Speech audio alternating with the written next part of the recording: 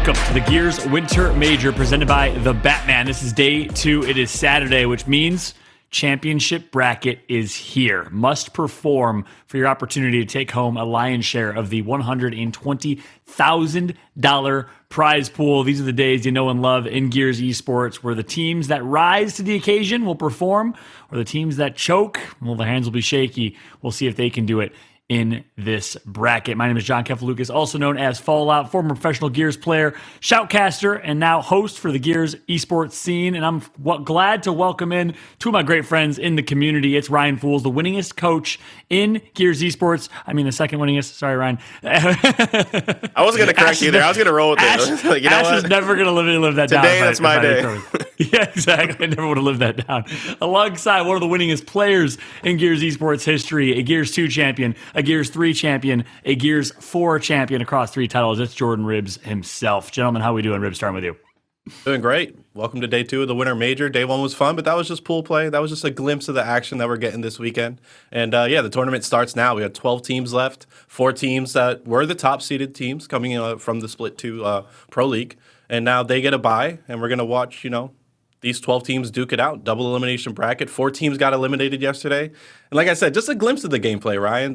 We didn't really get the upset that we wanted yet, or that really close Game 5, round 11 that we wanted yet. So there's still a lot of drama. I want to use the word drama that's going to happen today and tomorrow. Yeah, definitely a big day. I got to start my day off by being reminded of all my second places, so thanks, John.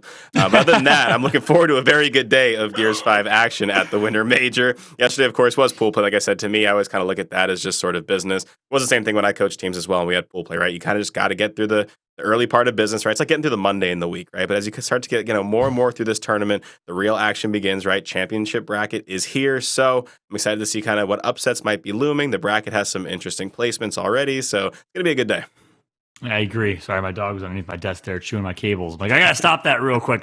But yeah, it's going to be a great day indeed. I'm excited. Let's take a look at what's at stake here for the day in the competition. Let's take a look at the prize pool for this one. $120,000, as mentioned earlier. $56,000 for first place. An insane, significant prize pool for a weekend of playing Gears, going all the way down to 7th, 8th place, $1,500 for those teams. And keep in mind, we do have 12 teams that made it today. So with that said, it's going to be an interesting tournament. Was it 8 teams that made it today? Am I blanking my math here? It's 12. Yep. No, there was 12. There's 4 that got a bye, and then there's 8 that are playing this first round. It was 12. I'm like, did I do my math correctly? Yeah, so we got 12 teams competing. 8 of those teams will walk home with a chunk of that prize pool. And let's take a look at the pool play results so you can see which teams made it. The bottom team in each pool, well, they did not qualify. Those Hayabusa, RDMK, Living Esports, and a special shout out to Cyclone, who literally did not win a map in the entirety of Pro League. I just had to point that out. Pittsburgh Knights, though, perfect. United, perfect. Rise, perfect. Rebel, though, not so perfect, Ryan, in their showing yesterday, but they did manage to take home the first place spot. Yeah, they had a killer match against Team K, so definitely got taken down to the wire. But end of the day, right, you look at that record, that 3-0 matters a hell of a lot more than that 82%. So they do take Pool C and are looking good heading into Sunday. But as you look at all of these pools, I mean, you can see every single one, right? 3-0, 2-1, 1-2, 0-3. Again, just very, very textbook, very business as usual. I think the teams, the only one that you could maybe say had a surprise, so to speak, could have been Pool D, right? Because Rise and Pioneers. But at the end of the day, someone had to win that pool. Yeah, that's right. And as a result, it's an interesting bracket that we'll take a look at here in just a moment. But one thing that was really interesting about pool play yesterday was Efira's pick rate, which, by the way, was 3.8% during Pro League, but skyrocketed all the way to the moon, as my man Goalie said, to 50% pick rate yesterday. So we'll have a graphic to kind of complement that and to show that. But Ribbs, a lot more Efira in display yesterday. Why do you think that is? I mean, it's one of those things, John, where you get to the major and you kind of want to play all your cards, right? And a lot of these teams that weren't picking Efira throughout Pro League were, picking Checkout or Clock Tower. Canals and Efira were the 2 that we didn't see as often. Personally, especially as the observer, I love watching Efira. You get that 2v2 in the hotel. There's 2 power weapons on the map, so there's different strategies. And a lot of these top-level teams are showing those different strategies on this map.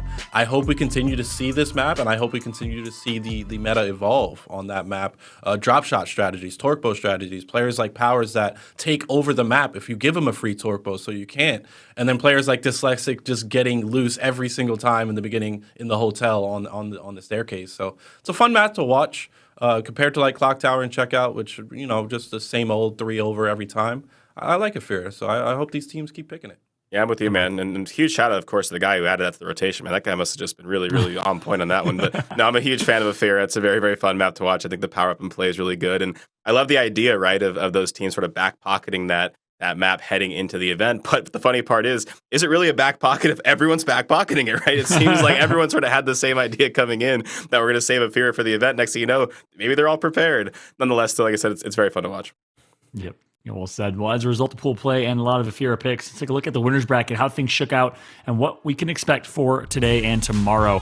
Pittsburgh Knights, Rise, United, and Rebel all earned their first round buys, but we do have a couple of interesting matchups here. The two that really stick out to me, maybe even three. Retirement versus Wichita Wolves. That's a rematch. Wichita Wolves handled them pretty handedly in just weeks ago in Challenger.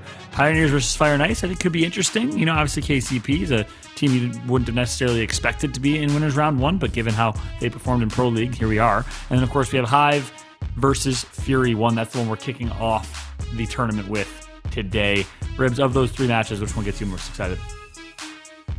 Considering Retirement lost to Wichita Wolves 3-0, and we had one of their players on their stream just talking so much trash, I think that's kind of a grudge match. That was just last weekend. And then, of course, Fury 1 versus Hive. That's a rematch from Pro League where Fury 1 actually got that win, but I think we're seeing a different version of Hive this weekend. Yeah, this is one of those situations, right, in both of those matchups where, like, you could absolutely see the result flipping over come major time, right? We talk about the Pro League, we talk about the Challenger Series, right? Like, you look at that match between Wichita and Retirement, obviously. So Wichita won that pretty handedly, but you look at sort of the, I'd say the careers or the event placements on both sides, and you're like, all right, well, one team traditionally does way better at events than the other, and a lot of those guys on Wichita are very, very young, right, and still have a ton of career ahead of them, but this is totally a situation where, like, if you walked into this event and Retirement 3-0's Wichita, like, you're not super surprised to see that, Kenny and Summons beat those guys, right? And on the side of, obviously, Hive and Fury 1, right? Fury 1, very inexperienced players, still very young, kind of fresh on the Pro League scene. Then you got guys on Hive, right? Toti, Addvers, guys have been doing this forever, too. So I'm very excited to see kind of both those matchups. I know that Wichita and Retirement is also just kind of a personal grudge match. I saw Cells and Pushies going at it on social, so I'm excited to see really both of those. Yep. Yeah, you and I both. Guess what? Both will be on display in different ways. Let's take a look at the schedule and the broadcast schedule for the day. We'll be kicking off with Hive versus Fury 1 to start the tournament. That's going to be going live here in just a few minutes. And of course, on the Bravo stream, we will have Wichita Wolves versus Retirement. So if you're a fan of Summons or Kenny or Summons' brother, Cinemas also competing, or Cells, or the Wichita Wolves, the Young Guns, you can check out that one on twitch.tv/UMG Gaming. And of course, our winners semifinals at 5 and 7 o'clock Eastern. Make sure to circle that, set your calendars, set your clocks and reminders, because those will be some intense semifinal matchups, whoever ends up there. With that said, just for watching, well, you can win. Let's take a look at our watch and win promo for the entire weekend. Of course, we got the eSwap Pro Controller. We got the blue microphones and an Astro headsets being given away throughout the weekend, in addition to all of these wonderful cosmetics in game. So just for watching, you can win. Go to live.gearsaward.com for your chance to watch and win. And on that note, I think it's time, gentlemen. Pre-show for our first matchup of the day. We got Hive and we got Fury 1. Let's kick things off with this Hive roster. Break it down for me. I'm not sure which one of y'all wants to talk about it. I'll take this Hive roster because it's a very fun roster to watch. And this is a roster that you kind of watch them play in Pro League, and you can kind of see some of the frustrations when they lose. But it's one of those teams that when the event starts, you have a little more confidence in some of these guys, right? You look at a player like Toti, who's really been on sort of like top 3, top 4 teams for, I would say, like the last, big chunk of Gears 5, right? You see Kardia and Addvers, guys who time and time again find themselves ending up in top 8, top 6, top 4. And then you have Gary, who had a good run on that Agarthas team, but obviously still a very, very young player. Chance for him to play with a lot of veterans. You really see what this team can do, right? I think this team's Pro League records maybe not indicative of their ceiling, but this is a team that, like I said, you look at these guys across the board. These are guys that have done it time and time again. So if you're any of those top tier teams, this is not a team you sleep on. Yep, I agree. They have that kind of makeup that's pretty solid makeup. You got Gary, obviously relatively newer to the scene in Gears 5, kind of popped off and started playing so well, kind of that Fragger, that Slayer. You got Toti, who's experienced, and Addvers and Kardia, who are very experienced in the LATAM side. So I'm excited to see if this roster can make some noise, maybe make some upsets. On the flip side, we got Fury 1. Ribs, you called him the freshman earlier. This is an interesting roster. Break it down for me.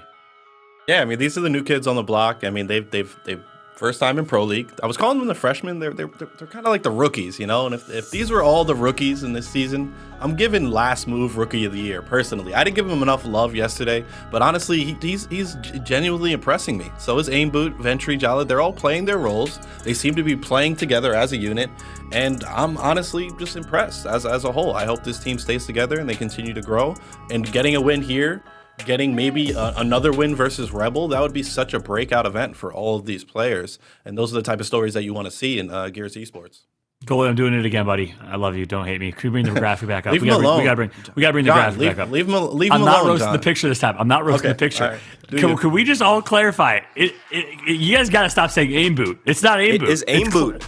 Look at his Twitter. Aimboot. It's Aimbot. His Twitter ad does say Aimbot. It's Aimbot. Someone in the chat, give us some verification. You go ask him. How about that, right? You go ask him. Y'all just sound ridiculous saying Aimboot, bro. I just can't take you serious as an analyst. First off, here, Aimboot is an absolute unit on the map, by the way. I know he's a big fan of his teammates. I'm a big fan of Aimboot. I've been watching that guy since the Challenger series. That kid can play. And so I promise you, I've been watching him win as Aimboot. Aimbot, however, I'm sure is even better. You know what I'm saying? Aimbot's a better tag. I'm with John on this. But if his tag's Aimboot, I think Aimboot's a way better tag. No, that's how many people say, haha, I'm an aimbot, haha. Like, no. How many aim boots you seen? Not many. That's true, but right? It doesn't matter if it makes no sense. What's an aim boot? You're gonna find out on the map. We're gonna find out apparently. We need some clarification. I'm 90% sure it's Aimbot. Yeah. I think he just spelled it wrong when he submitted his Smash GG username. Someone took the gamer tag or someone took the gamer tag. He added to say, "Yeah, the reason I'm following 2 T's is there's a stupid game that exists that people apparently like with 1 T." Anyways, I digress. With that said, Fury One roster, yes, kind of the freshman, but yeah, they've impressed. I know you talked a lot about last move. Obviously, Aimbot is an absolute unit on the map, and I quote Ryan Fools, the one and only. I'm excited to see the squad. I mean, if they can upset this Hive roster, the ones that have been doing it for years and years and years, that would be a significant upset. It's a battle of the 2 LATAM squads, that's for sure. Let's take a look at the stats graphic, as we do have. I lied, we're skipping that. We're doing picks and bans instead. Let's take a look at the picks and bans and see what the bans are. Ryan, walk me through the bans here. It looks like we're going to not have district control. Hive's going to go ahead and get that one out of there. Reactor control is going to be banned by Fury One alongside clock tower execution. I like that clock tower ban because I know these Hive guys do favor that map. Unfortunately, we're not going to see Tomb execution because I like that map. Shout out to Strangulate for making a pretty cool map there. And then we're going to once again see that Harbor Escalation banned. But to me, Jordan, I think the execution ban's what gets me. Yeah, so Hive's going to pick Speyer control. I really like that pick. Try to throw Fury One off their game. We know how good Fury One can be on control. That's why I'm talking about that pick specifically. When we get to map 2, that'll be Fury One's pick. Canals, we'll get to see some sniper gameplay. Onto Vasgar, a very strong escalation map in the favor of Hive. And then 4th map control. And if we get all the way to map 5, the deciding map, Hive will pick checkout. Remember Toti getting one of the best plays in all of Split 2 with the 1v3 on checkout. Ryan, I don't know if you remember that one. He downed out the last player as they downed each other. So it's just a play you don't normally see. One of my favorite plays. And then, of course, Colin with the amazing cast. So yeah, checkout would be fun. If we get there, surely Toti would have some high-flying plays. Yeah, that play was insane. And obviously right now, I think we all know, especially with sort of the ring and execution, clutching in a 3v1 situation in the new execution mode is really, really hard, right? It's just, given the amount of teamwork these teams have nowadays, right? The fact that there is sort of the ring that you can kind of lean on to get a 1v3 execution is so impressive. So that play was insane. And the way that it kind of ended that, you didn't expect it to happen that way is an incredible play. Toti still torches my time on a weekly basis, but other than that was a great play. Because you still had to call him out at least a little bit there. But nonetheless, yeah, you that's one thing you missed, in Gears 4, early Gears 5, not having execution, were those clutch moments. Good to see Toti living true to the Gears DNA, which is clutching up when it matters the most. That was sick. Hopefully we see some more of it. And we, of course, do have our map picks and bans set. Let's jump into our keys to victory here, though, gentlemen, starting with Hive. Ribs, what are the keys to success?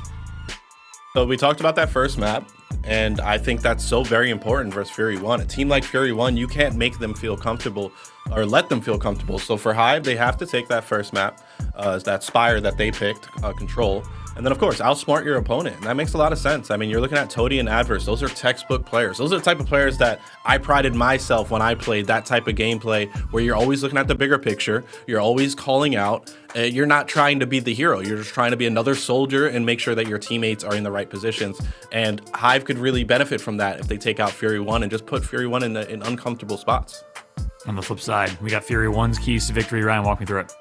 Yeah, that escalation is going to be very, very important. They've been very good on control. I can't tell you how many times I'll look at them playing against even a top team and, Fury 1's up 1-0, right? We know that they're very good at control, but that escalation is going to be very, very important, especially since it is going to be Vasgar, and traditionally Toti's teams are very, very good on Vasgar. So that's going to be important. And the most importantly, man, play loose, right? Take your gunfights. We just kind of said that we know that this Hive team has good teamwork. We know that they're veterans. Don't get scared of the moment, right? Don't get scared of the fact that you're playing against veterans. Play loose. You got a ton of skill. Aimboot, absolute unit on the map. I want to see him backing everyone. That to me is going to be sort of the keys to victory. They got to just kind of, again, make sure that they're comfortable. Yep.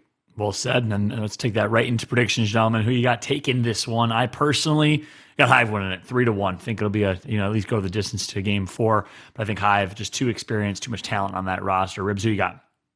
I do think this is the most competitive and hardest to call out of all the round 1 matchups. And after looking at Fury 1, that they 3-0'd Hive in Pro League. But like I said earlier in the broadcast, this is a different version of Hive. I think they're coming a lot stronger today than we saw throughout this split. So I'm gonna go with Hive as well. I think Toti, like I said yesterday, he's arguably a top 10, if not a top 5 player in our whole league. Yeah, I think to me, I got to err on the side of experience as well. Like I said, I'm really, really excited to kind of see the future of this Fury 1 team, see these guys continue to grow. But that being said, this is still fairly new to them. On the flip side, this is not new to Hive. So I am going to go with Hive. And I still think that Fury 1 gets a map, maybe even goes the distance, but I am going to still go Hive. There you have it. Despite Fury 1 3-0ing Hive in Pro League, all three of us going with Hive and saying, look, in tournament day, things are different. It's a matter of who shows up, who performs, and we've seen that time and time again. So experience reigning on top. But we also have seen time and time again the new guns, Glory, who came out to gaming, and so many other squads. The old school Hive roster really turned some heads as well. So you can't sleep on the rookies. You can't sleep on the freshmen. I'm excited to see what Fury 1 can do. With that, it's going to be it for us. We're going to welcome in our casters for the competition, bringing in reflections and, the one and only Colin the Crow Clark, the voice behind that great call of that Toti play. Boys, first things first, can we all clarify and agree you're not going to call him Aimboot as you're casting? No, they're going to be on my side. They know it's Aimboot. This is where it's settled. It's been Aimboot. It's been Aimboot. His Twitter handle is unless he corrects me. His Twitter handle is Aimbot. Aimbot69 is his Twitter. Go at him right now and say good luck. But it says Aimbot. Colin, is it Aimboot or Aimbot? John, I defer as always to my head coach. Ryan, is it Aimboot or Aimbot? What? Aimboot. That's my head coach.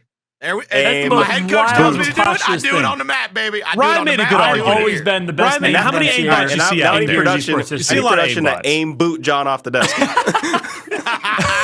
You have a good cast, y'all. Fair enough. We should do. Hey, all right. I guess we'll see you guys later. Then look, I go back with Ryan. Ryan said Aimbot or Aimboot. How many Aimboots you see, Colin? How many Aimboots have you ever seen as a gamer tag? Well, I played against him in a rank match one time, so I felt like I saw 12 of him, but I think it's just one dude. I think it's just one. But it's probably just one. All right. So I'm going with Aimboot. It's unique. It's different. It's not Aimbot. So that's what I'm defaulting to. And I've been calling him Aimboot the entire time. Man hasn't reached out to me to correct me. Neither has chat reached out to correct. So therefore, I'm doing Aimboot. And I don't care what anybody says, all right? Especially John, all right? So it's going to say Aimboot regardless of the Twitter tag. Colin, how you doing, brother? We're here for match number 1, champ bracket.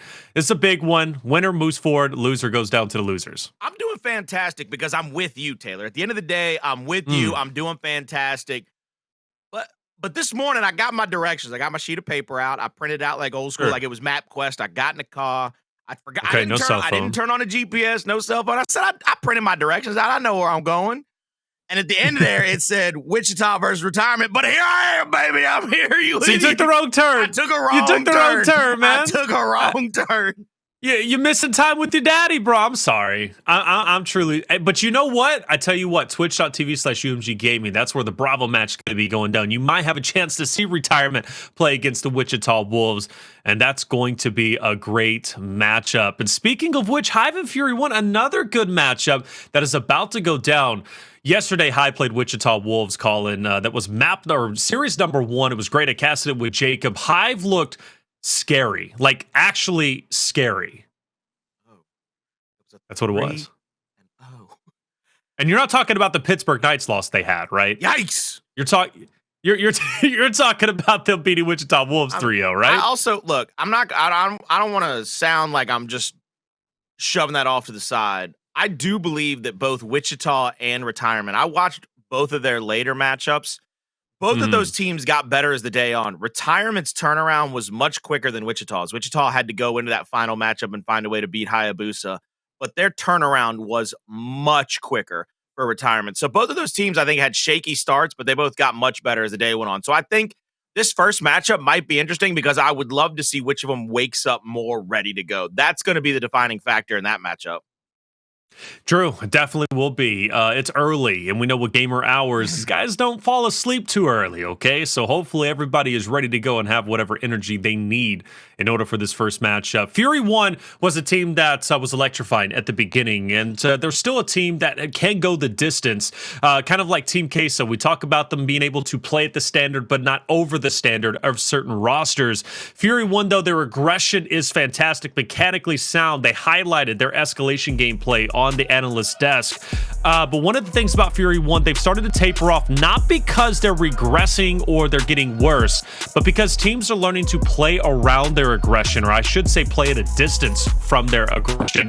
And therefore, Fury 1 has kind of struggled to adapt to that and find a way to close the gap quicker or play a longer style of game. And when we talk about map number 1 of Speyer, even though Hive hasn't played this map when it comes to Pro League, they're going to be familiar, they're going to be comfortable with the longer range fights, where Fury 1, you got to question, will they be as comfortable? Intelligent, but Fury 1 beat Hive 3-0. Guys, that is, I'm telling you, do not underestimate this Fury 1 roster. I don't know why the whole analyst desk and you are underestimating this Fury 1 roster. Not that you're underestimating, Colin. You're an intelligent being, a sentient being, okay? But I think Fury 1 truly has a chance to win this series, genuinely. Hey, I don't doubt that they have a chance. Everybody's got a puncher's chance when they roll out of spawn when you come to play Gears, babe. There's always a chance you got a team that all of a sudden doesn't get those chunks when they need the chunks. They don't get those kills when they need the kills. Both of the frag grenades thrown to the front side of this hill, though. They get one, they get a second. Early start for Fury 1 here as they go into the big team fight and take care of business. I would say that's pretty expected for me because of the fact that it's a very CQC fight. You got to get up into those small hallways. You got to be able to contest that hill in a very short span.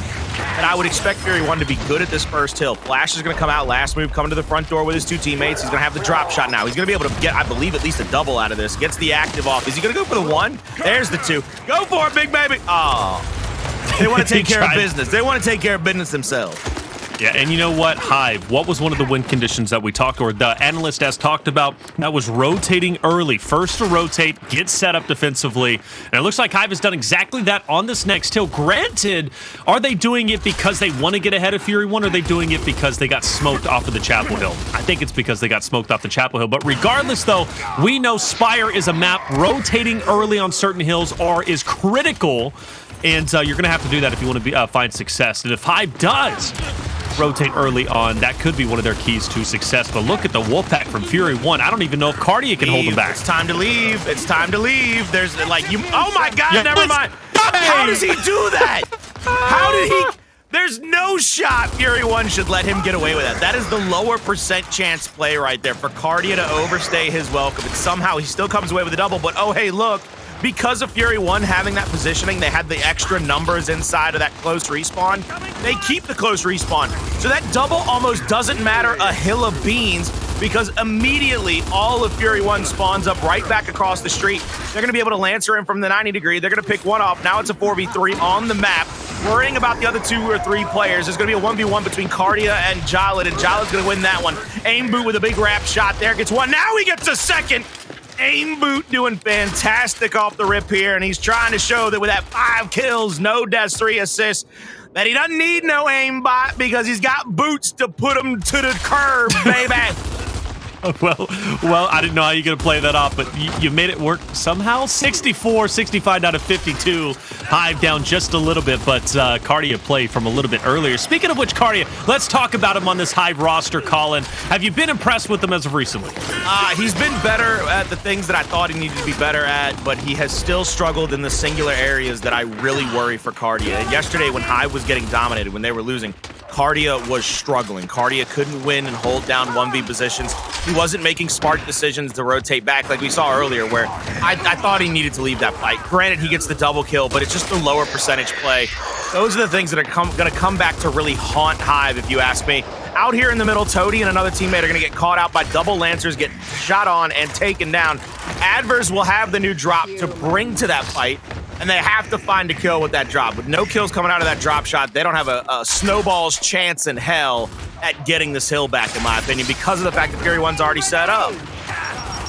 Fury One's already set up and already taken one of those keys to successes away from Hive, but it doesn't mean that Hive is in a bad spot either. They can push through. With the down on player 2 Ventry, Hive doesn't move as quickly to capitalize off of that down, but finally they're pushing in. But just like Kardia from before, using a natural coverage and doing a great job doing so, but needs to finish on Gary. He'll get it. Toti goes into the blender as well, and wonderful job from last move holding his ground around that little bit of a water fountain, or I don't know what it really is, bird bath. 130 to 52, and I must say Fury 1 playing Speyer very well.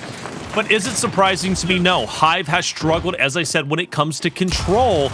But one thing about Fury 1 that I'm liking, and one thing that you mentioned before, Colin, mechanically, these guys are great. And also the analyst desk said that Fury 1 needs to get loose. And I gotta say, these boys are loose. They're pushing fights, even though might seem a bit reckless at times. They don't seem to be intimidated at all by this Hive roster. Well, this is what worries me, Taylor, is that I really feel like Hive needed to play Speyer from outside of the hill in. And what I mean by that is a lap before Fury 1 can get to the hill, Hive has to be able to lancer them down, stop them from getting to the hill, and then be able to set up and stop them from getting back there.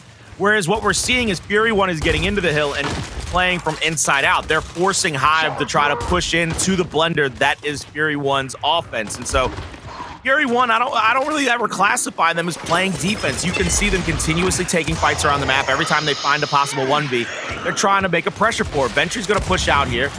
Hive has to have, I would believe, about 2 big hills back-to-back, and Gary has to hit that second shot if he needs to help his teammate here. They're going to win inside of the hill, but now Gary has the 45. He's going to be able to snub out both of those players. The downs are coming through. Fury 1's in the area first to get the cleanups. The Hive boys are not moving as fast as they were yesterday morning, and that is a big worrying factor for a lot of people, especially my pick'ems. You pick'ems. Hey, fair enough. 62 to 183. Hive needing to catch up, and drastically next hill's going to be in play. Last move desperately trying to get around that corner, but Gary not going to allow that. Taking him down now gives an opportunity for Hive to have full control now of not only streets, but also that front section, which is a small choke point and difficult to break through. But the caveat is Ventry. He's got the drop shot with the active in place, sends it flying, gets up 2, and that puts Hive in a terrible position now because Gary is last alive, and the brute force of Fury 1 is pushing from the front side. Fury 1, they're going to have to worry yet again about the extra rotation out, but I think they know Toti's out here, and Toti is in a terrible spot, but he's got 3 players trying to angle him out. The quicker they get him killed, the better it is for their entire team, and they're going to get him taken out very quickly, and they're going to reset up. They're also letting him bleed out in the backside of that spawn. I mean, they are making sure that he does not get away with this. Nice shots from Gary. We saw him lancering from a little bit before. Jaled turns around, finds one, gets the meat shield. That's going to protect him from the onslaught of Gary's bullets from just up ahead.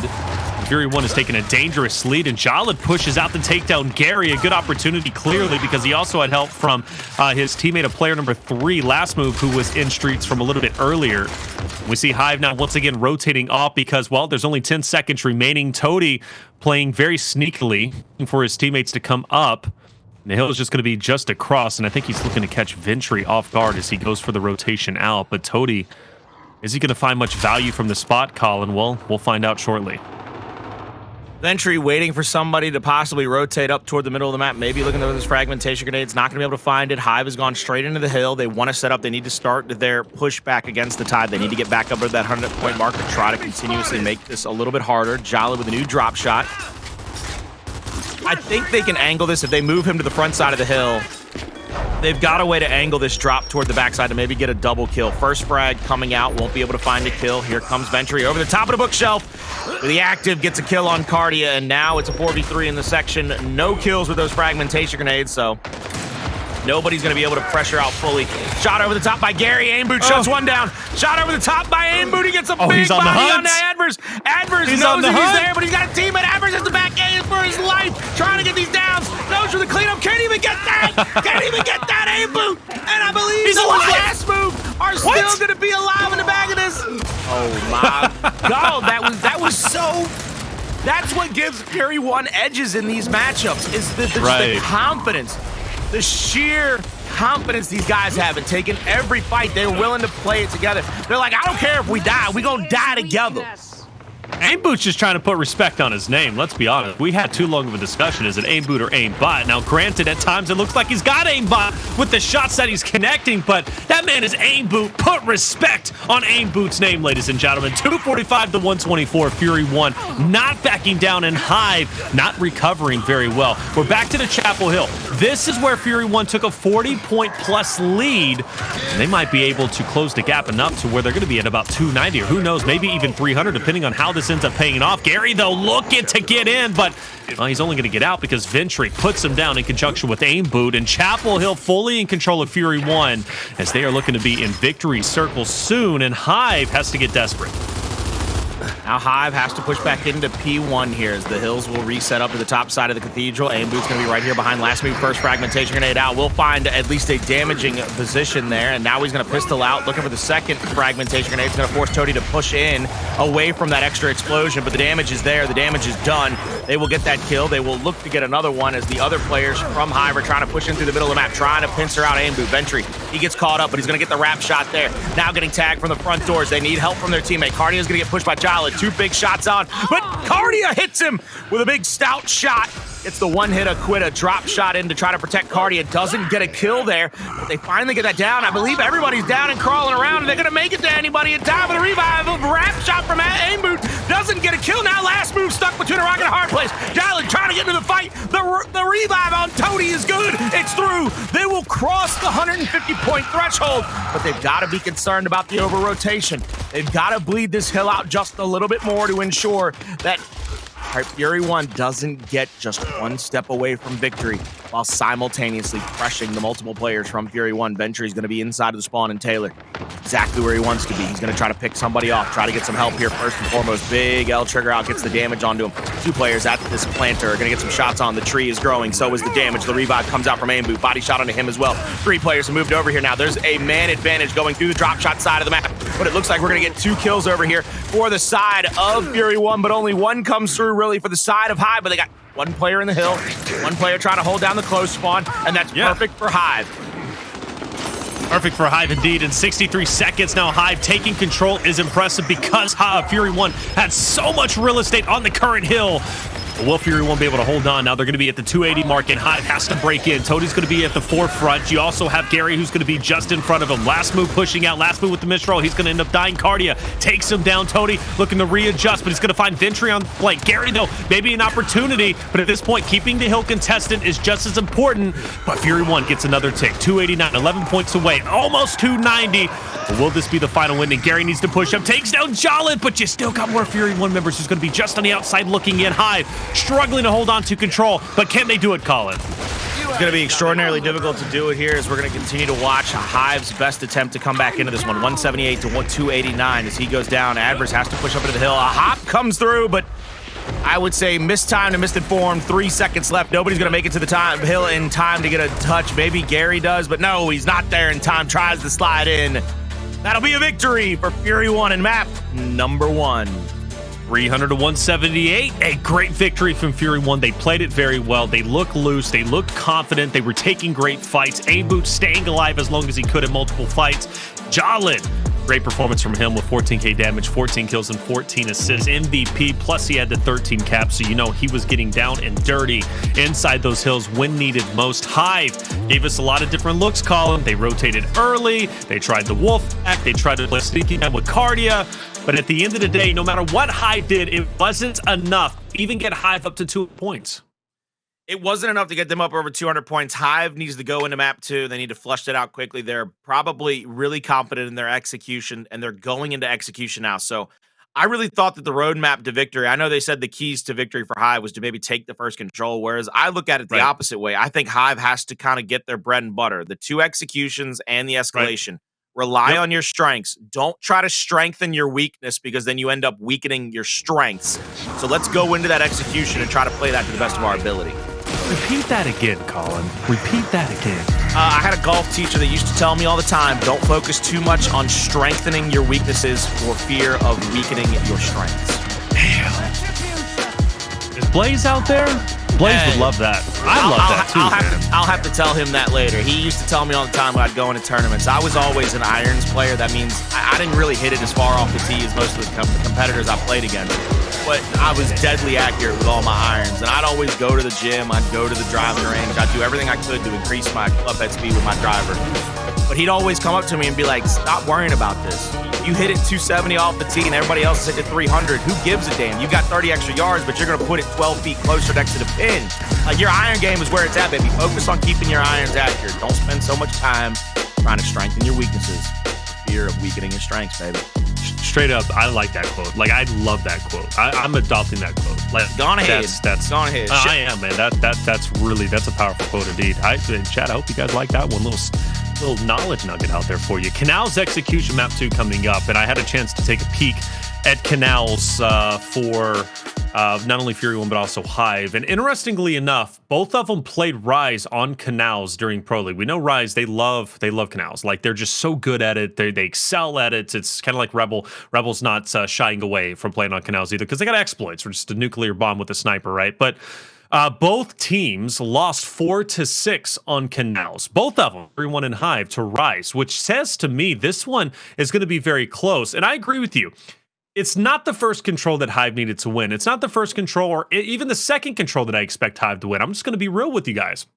But Hive should be winning the executions and escalations, which is where they excel at. And they know that's where their strengths are. So going into Canals, knowing that the last time that they played Canals, in general for all of Pro League, the one and only time was against Rise, and they both lost 4-6 to Rise, tells me that this is put up or shut up time, brother. This is the map that Hive needs to win, or else this series most likely is going to go into the hands of Fury 1.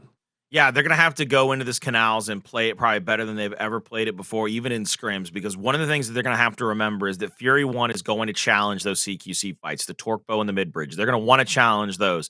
If you can find a way to either allow for your players to play on the covers or for the damage through back connector and then help use that sniper, not necessarily how we saw exploits use it. It's all well and dandy if you get headshots. Great, grand, fantastic, awesome. I'm proud of you. I'm impressed with you. But you need to get those body shots. You have to definitively ensure that you're putting out damage on this map with that long shot so that you can give your cover player, you can give that mid-bridge fight the added advantage it needs to get those downs and secure that mid-bridge. Because without that, Fury 1 every round is going to try to bully you mid-bridge and then make you play into the overtime hill. I have no doubt about that. Without question. And I ask you the question, snipers, who are we going to see playing for snipers? You know, we have definitive snipers on. It's got to be Gary. Gary's going to be one of them, right? Because Gary just hits shots. We've seen him. I got to be honest, as far as the bottom 6 teams go, or the bottom 5 teams go, I should say, been really impressed with Gary as a whole. Like, Gary has truly impressed me this split with his ability to, put up big numbers, but also put up big plays when it's needed most. So Gary is my sniper, but on the opposite side for Fury 1, who are we expecting it to be? I wouldn't be surprised if you see a Ventry or an Aimboot pick it up. Both of those guys are pretty good snipers. They're pretty good marksmen. I won't be shocked at either of those. But again, I always worry when you come into Canals because you get so focused on who's going to pick up the sniper that you might take somebody incredible out of that CQC fight. When you call out Gary, fantastic. I would love to see him take that long shot. The problem is you've now got to you're going to add extra effort and extra pressure onto Toti, Addvers, at the front side of that spawn because they're going to have to push into mid-bridge. They're going to have to be playing the back connector area and try to make sure that they get downs and damages for their teammates. Interesting. And you brought that up yesterday. You did. You're staying consistent with that dialogue. Snipers, one thing, but who do you want to be in those CQC fights? And Gary is great there. But you got to make a choice, and you have to obviously have one snipe and one push up, one play for torque bow. At times, it's not a guarantee, but I do like this map for a lot of different reasons. And I think it's going to be an explosive one. I really do, between Hive and Fury 1. With Fury 1 being loose, though, I think it's going to benefit them greatly, right? Especially on the mid-bridge fight. I really do. So let's find out how this is going to end up turning out. I think it's going to be a lot of fun. Gary is, in fact, going to be picking up the snipe. On the other side, it's going to be Ventry. Shot sent flying. Toti. It's going to be first blooded and already off to a good start as Fury 1. So Ventry was my original pick for the possibility of picking up that sniper. Gary has to hit that shot there, and he does hit it. Addvers and Gary last two alive. It's a 2v3 situation. Now torque bow from Addvers finds somebody. That's huge to knot it up at 2v2. This is what I was worried about, though, because Gary missed that first shot, so they lose Toti at that mid-bridge fight, and then Kardia gets pressured out at the bottom of the mid-bridge. Pushing into the backside of this fight. Long shot missed. Gary has 5 more bullets in that long shot to chamber up. We're looking across that back connector. Addvers will start to rev this up. I believe that corner could get him a little bit of damage. Push that player off for just a moment. Not enough, though, to really make him afraid. Gary's going to rotate back toward the front side of mid-bridge. Shot over the top for Ventry. Doesn't find anybody. Now rotating down to the bottom side of the Canals. Looking for the possibility. Looking for the possibility of moving through those sandbags to the front side toward that overtime hill. Shot out again. Missed. Ventry, I think he's ahead here. I think he keeps Fury 1 in the lead by not wasting these shots. Make sure that Gary's already picked up the new long shot, though, so if I'm Gary, I pressure now. You've got the extra 2 bullets. You're going to make Ventry try to miss a couple of times. Nobody rotated back for their new long shot to be able to secure that extra damage. So who do you think he pressures? Go into Aimboot? Aimboot's the closest one, obviously. He can push that with Addvers if he wants, but where is Gary's line of attack? Double push the long shot. Unless he hits a headshot, you're just getting damage. There's a possible down that you've got to worry about. But what you do is if you pressure him, you give yourself a chance to get him to waste those last few body shots and might get those down. Frag grenades in the hands of Ventry. First one gets thrown out. Doesn't find anybody. Second one thrown out. Finds Addvers in the headshot. Finds Gary. Round number 1 in the hands of Fury 1. Wow. But, let's go back and talk about Hive, though, and their ability to even it up, bring it 2-2, despite that first blood coming out. Ventry hitting a nice snipe, and Toti obviously ends up falling on that mid-bridge position. Despite that first blood, Hive still kept it super competitive, and Hive also made the play they needed to make. Fury 1, though, just hit the shots they needed to hit. So it wasn't like it was very one-sided in round number 1. So Hive still very much so in this, and Toti is going to be pretty much having free real estate on the mid-bridge position. He's got to watch out for Ventry's shot. That's going to be a body. Aimboot might be able to capitalize, but forced to back up. But Toti and Kardia looking to push up, but watch out from the bridge, from the steps. It's going to be Ventry pushing up, and Gary now in a tight position. But talk about clutching up in the moment. Great torque bow. And just like that, Ventry is by himself, and another great start for Fury 1, but an even better recovery from Hive. Hey, look, they're going to get that kill, and they're going to get this round. That's a good round from Hive, a good answer back from Hive. I'm really loving the fact that Hive is not playing away from Fury 1 in this map. They're not playing scared, which they cannot do. You cannot give them but so much respect. Right now, I think a really big differential that needs to be addressed by the side of Fury 1 is Addvers getting that torque bow for free. Addvers with that torque bow 2 rounds in a row has come away with at least 1 pick. He's come away with at least 1 advantageous kill for his squad, and it looks like they're going to set up for it yet again. Addvers is going to take this backside of the torque bow. He's going to get challenged this time, though. This is what I wanted to see out of Fury 1. Challenge the torque. Don't allow them to get a free pick on it. Aimboot's going to push out. Shots onto him, doesn't get the down. Body shot by Ventry is missed. Now Gary looking for him to try to go sniper. He's trying to go counter sniper here. Smoke is out. Aimboot's just looking through the smoke, trying to find a pick, but Toti! He loses his head coming through mid-bridge, and another advantage for Fury 1. What a shot that was from Ventry. Holy! Finding the pixel of Toti, who has now been first blooded twice throughout our first 3 rounds, but that was just a magnificent shot. Gary, keep your head down, brother. I don't know if you want to challenge that at the moment. Aimboot hugging the corner. Addvers looking to get away. Surely he doesn't, but he does. And that's a big missed opportunity from Aimboot. Gary just trying to find that opportunity to get somebody's head to pop. Missed a couple of shots there. Ventry will push here to the back side of the connector. 6 shots still in the long shot for Gary. Very taking care of his resources. There have been no picks for Hive in this round. And once again, it kind of falls to Gary and Addvers to get a kill, to get that pick and try to even things up. And there it is with the active torque bow splash. You saw that head come popping off and flying away to that back lantern, and now 3v3. But this is what I talked about in the pregame. This is what continuously worries me, Taylor, is that Fury 1 has the positioning over the overtime hill. They are forcing Hive to push back into them in the last 20 or 30 seconds. And it's the first time, well, the second time I should say, because round 1 they also had mid-bridge control, but it was only with 1 player. But this is the first time Fury 1 has truly had control. But you got to put a lot of emphasis into the torque bow, though, which I think is going to have a big impact here. And Gary, if he can make a play here on Aimboot. They got 4 nades in middle, I think. 4 nades? Yo! Holy! To pick up the last 3? 4 nades?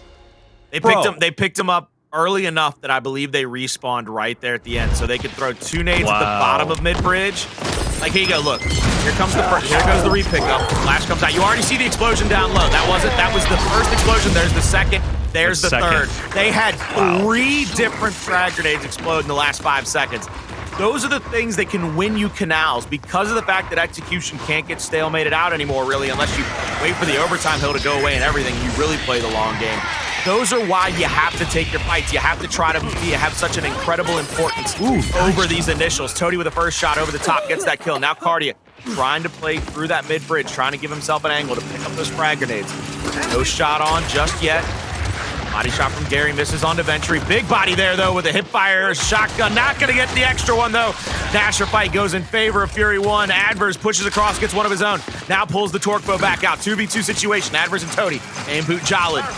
Taking a look here. It looks like the only power weapons are in hands of Hive right now. And I think they need to wait this out. This is where you have to save those last 2 bolts. You have to force the rotation out of Fury 1.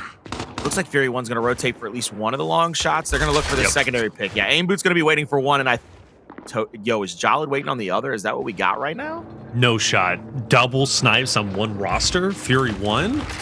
It's a long time to wait, but I mean, they've got time to wait. Oh no, Addvers is like, nah. If they get in the second, Jaled hit a good shot. Jaled hit a good shot. Addvers is dead. Addvers is dead. Toti gets to follow up. 1v1 now. Aimboot versus Toti, Colin. So Toti needs to throw that first frag grenade long. He has to throw it long, not allow him to rotate back. It's got to go deep. It's got to go deep. Good shot. Good throw on the first one. The flash doesn't get the damage. Now you've got a little bit of a damage lead. Second shot keeps him tagged up. Third shot continuing to keep him hurt. Now backs up into that situation. Throws the secondary frag grenades, going to back him up even further. 20 seconds to go. Damage out from both players. Toti's actually going to pull back. I think Toti's going for that new long shot. 13 seconds to go. He's trying to give himself a chance to get a damaging shot here onto him as he goes into the hill. Won't be able to get it. Only 8 seconds to go. He's going to take up residence right outside of the hill. Toti's looking for a body shot and a single shot from the Nasher. There's the body. Here's the rotation in. Needs to hit the wrap. Doesn't hit it. He doesn't hit the wrap. He got the second though. Oh, missed shots. Oh, missed shots. Oh my goodness gracious. Toti almost got himself beat. He almost beat himself by missing that second shot, but he comes through big. Toti, baby. Let me go. So this was the first time where I thought, okay, Fury 1's got this, but Toti getting that trade on Jaled was massive to bring it to a 1v. I love this cat and mouse game between Toti and Aimboot. I think it was played masterfully on both regards, but this is where Toti did make a bit of a mistake. He hits that body shot. He tries to capitalize, but Aimboot had an opportunity to take Toti down, but Toti held his ground and got a critical round to tie things up 2-2. That was a big play that Toti absolutely needed. That could have been absolutely deflating if Toti loses that round, but because they win at Hive, they got to feel all the confidence, or at least feel even like they can do this. So at this point now, a little bit of a stalemate. 4v4. Addvers, of course, in the same normal spot, trying to go for the torque bow. Getting put in check, though, by Aimboot. Now, Aimboot has let Addvers go several times and get that torque bow out for free. I want to see Aimboot capitalize off this play, but he doesn't have the chance this time because Hive is going to overload the torque bow and push him back. 2 players on top of mid-bridge. I think Gary didn't realize that there was I don't know if Gary realized that Ventry pushed that mid-bridge so heavy. That's what's giving him Fury 1 a bit of an advantage here. Ventry over the top, trying to get that shot straight down. It's basically like he has to lean over the top to get that angle. Looking for somebody to try to get a body shot onto, try to get a pick. I like the challenge here from Aimboot toward the back connector onto Kardia. Kardia's picked up the torque bow this time. And he has to find a way to get an initial pick here to break into that back connector. That's the opening that they need. Unsure if they're going to be able to find this next shot on, though. As you see Toti moving to the front side of mid-bridge. Nades are still up. Nobody's able to challenge him just yet. Does Toti have no utilities on the side? Gary's the only one with a utility. If I was Gary, I know he wants to have that flash for a last-second play, but this is where that smoke comes in handy. Throw the smoke to the backside, make that sniper push out in front of the smoke to give you an opportunity to try to pick that frag grenades. Now, it looks like Fury 1, though, has 2 different long shots to use. That is a dangerous situation. Very dangerous indeed. They tried that before. Now they finally do it. Toti, though, getting that first pick on the Jaled is going to be massive. Answered back by Addvers, who gets Toti back in a fight, but last move's going for the cap. Meat Shield's going to be in hand, but no help is going to be received. And Hive's going to be able to overload him, take him down and ultimately win round number 5 to bring him up 3-2. Well done from Toti to get that big bridge, blow up and get the first 2 down. Double snipes not having an impact. So having the secondary sniper was all well and good. The problem was they couldn't get the long shot back into their situation early enough, forcing their mid-bridge fight basically into an early 1v1 and then a secondarily 2v2. So the early 1v1 won by Hive. Toti was there closer to the fight, able to get that first shot onto that next player rotating in from the backside of mid-bridge. This time Toti's going to take over the back side of mid-bridge early, look toward the front with the Lancer, try to get some damaging shots there. Won't be able to find one. Now Toti's going to pressure out toward this back connector. I believe Ventry had to have seen that elbow. I think he's seeing the shoulder peak right here, and the call out has to be there for Gary. That at least Ventry has gone to the backside. All stacked up right now across the map. This is almost a mirror image of one another. The only difference being Toti to the front mid-bridge, whereas Fury 1 has that back sandbag. I still think there's an opportunity for Aimboot to capitalize if Addvers pushes that torque bow. And I've seen Aimboot let him get away, but this time Hive doesn't have the opportunity to overload because they do have that mirror image. Like you said, they're more focused now on this play against Ventry. They're going to commit quite a bit for that. Jaled got frag grenades right in front of multiple players in Hive. First frag comes out, gets the kill on a Toti, and he goes down, but nobody's there to clean it up.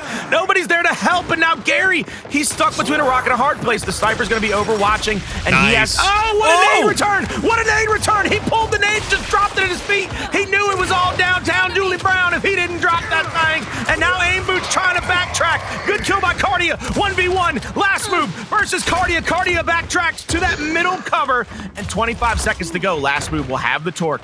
Gonna rotate back just a little bit. He's gonna look at this angle. Shots on by Kardia. He's trying to keep him tagged. The damage is good. He has to make sure that he doesn't get picked. First shot in on that lamppost. Won't be able to get the splash damage. Second torque is gonna be inactive, and Taylor looking for the pick, and he finds it. Everyone, answer back. Whoa, what a shot from last move. That ties things up 3-3. What a chaotic round that was. The nades. Such a big impact, not only in all the previous rounds, but that last round is big connections all around for Fury 1. Great shot from last move to connect on the Kardia. That was a must-hit shot, and he made it happen. He hit the shot he needed. Talk about cool, calm, and collected from that young gun. Well done from last move, and now with things tied up, I'm getting everything that I thought I would get. And look at the performance they had in Pro League. Both of these teams playing against Rise, losing 4-6. And at this point, man, I got to say, I'm glad that it's as evenly based as it is. An opportunity for Ventry and Gary to have a little bit of a snipe off here. On the opposite side, we saw them stalemated a bit before in the last round. Hive once again overloading the bottom side of things, trying to get that torque bow out. Aimboot looking to keep them in check, snub out, but I mean, how long can you really stay here? Jaled, middle bridge. He's looking across at Gary. They're going to continue to keep him checked out. They know exactly where he is. And mark out onto Addvers. Maybe pushing in, but look at this. They've put Ventry in a spot where Ventry, it's sniper versus sniper. They've taken both of the long shots out of the equation for now. Nades will be picked up here by Jaled as Addvers picks up that new torque bow. That's a beautiful frag. We've seen that angle a couple of times this weekend off of that back pillar, and it has given that team a definitive edge. Kills coming through effectively all over the map. 4v1 now. Can Gary make a miracle happen? No way. No shot. No, because he's running away, and he's like, I got to find one. I got to find one. I got to find one. Whoa. Bitch, snipe? Yo. Yep. Waited for it. Wait. So Ventry knew that after the body shot came out, Ventry understands what Gary's positioning is. Gary's either going to go for a headshot onto last move, or if he hits a body, he's going to have to go for a reaction shot, like an up A off of that right pillar, to try to give him the most open shot. So if I'm Ventry, I'm just staring at that right pillar the whole time, because then you're either getting a headshot or a body shot, and you're making the secondary player coming to those front steps. His life is so much easier. You know, been highlighting the snipers, obviously, but Jaled's had one hell of a game with 11 kills, and he's been a big reason for the success for Fury 1. Aimboot trying to make a move. Toti's going to sniff him out, take him down. And actually, that was Gary in conjunction with Toti. Ventry answers back, get the headshot onto Addvers. It's definitely chaotic, as these rounds have definitely been. Getting Kardia back into fight brings it to a 3v2. The advantage for Hive at the moment. Last move's going to get the torque bow, but Ventry needs to hold his ground. Unfortunately, he's not going to be able to, and Well, that brings it to now a 3v1 as last move's options, well, they're now over with. There it is. Hive is going to tie things up. Been pretty standard, right? We've been seeing round after round be traded off. Scoreboard literally identical. And it's just a testament to how close and how good both of these rosters are. But there it is, Jaled with 11 kills to his name. I mean, he is just having an incredible Canals game. Indeed he is, and he's keeping his team in this. I mean, it's 4-4 all knotted up right now. I believe you said both of these teams ended up losing. I believe both of these teams lost this map to Rise. You said 6-4, yep. So both teams have made it to the same threshold they made it to against Rise. Coming into the next round, Gary and Ventry once again picking up the long shots. We're going to keep our eyes peeled to see who might be able to take the advantage here. First shot off to the backside of the back connector. Flashes go out. Jaled will get inside of that back bridge, though. He's going to roll toward the front, go for those frag grenade pickups. He's going to get them. He's going to switch over to the frag, try to throw one. Won't be able to get it, so he's going to pull the pin anyway. Try to get at least the kills. Now Ventry's in a 2v1 back connector. Tagged up, bouncing out to the backside. He's going to go down. Beautiful teamwork from Hive this entire round, but it's only a 3v2. It's netted them 2 kills, and it has saved their teammate. Aimboot's going to get tagged up with a body shot there. No secondary damage to get the down. I believe last move is unawares to the side of Hive. Toti, I don't believe, knows that he's there. 2 players here. Somebody look. There we go. Somebody look at the apples, my man. Look at them. Man, I thought last move was about to pop off on that flank, but he's just kind of playing around, it seems, at that moment. Last move getting away, dodging the shots. Can he clear the corner? Yes, he can. Fortunately, though, for Aimboot, well, he's going to be down and out. Now, last move is by himself, and he's going to close the gap on the meat show, but it's not going to happen, and the threshold has been broken from Hive as they do, in fact, win 5 rounds now, 1 round away from victory, forcing Fury 1 to come back and force that round 11. This would be a tremendous win for Fury 1 to take an execution away from Hive where they typically thrive. But is Hive going to keep things consistent as they have throughout all split 2, Colin, and win the execution? It's looking like they can, but it's up to Fury 1 to respond. I'll tell you what, though, I love in that last round, the way that Hive was able to pressure multiple 2v1s toward the back connector is what gives them that first round. Flashes are going out to the front of the mid bridge. Smoke out now toward the back. It looks like it's trying to give Hive the opportunity to make a move in through. I like that. He saw the muzzle flare from the Nasher across the map from Aimboot. He saw that muzzle flare and took a body shot attempt at it. That's all he was trying to do, was shoot it where the muzzle flash came from, and that was beautifully done, I think. Those are little things that our amateur scene, that most of our players can learn from, is looking for that muzzle flash, Taylor. Oh, Addvers just put himself in the worst spot ever. Little things. Also, that flash call out you had on Fox. What a shot from Ventry. Yo, that brings it 4v2. It's looking like we might be going to around 11, but in true typical Canals fashion, we are now almost tied up here, 2-2. If Hive can pick off one more player from Fury 1, but it doesn't seem it's going to happen because Aimboot is going to hit a wonderful shot onto Toti, and last one will drop of Kardia. And round 11, here we come. You wanted a pressure. Well, the pressure is now here, and it's anybody's ball game. And again, I want to stress this, ladies and gentlemen, this next round is so important for Hive to win if they want to win this series and not drop down the loser's bracket.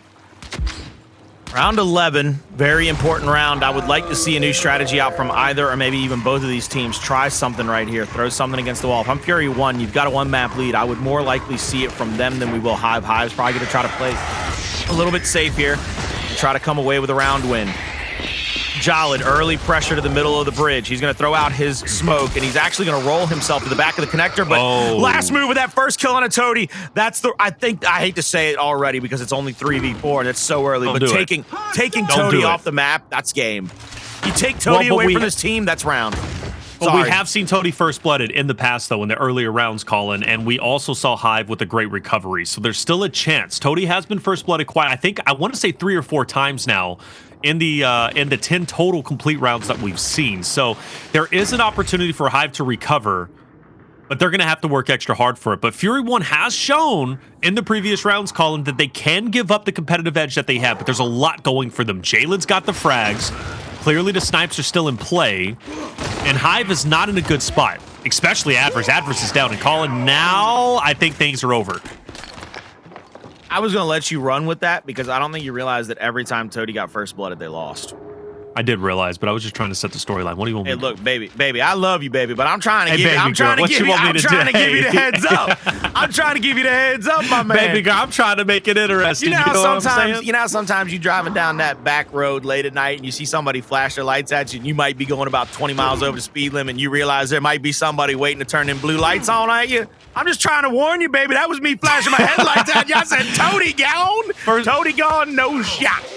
How many people in chat actually know that reference, by the way? If you know what he's talking about, if you lived in the country or really anywhere, let us know if you know that reference. But this is going to be tough. Now, the benefit is Gary does have a good positioning and a spot, or at least a sight line on this overtime hill, but a lot needs to go right. One nade's going to fall. Gary's going to be now brought down to, well, that's going to end. And that's going to be a 6-5 victory. Good night, everybody. Fury won.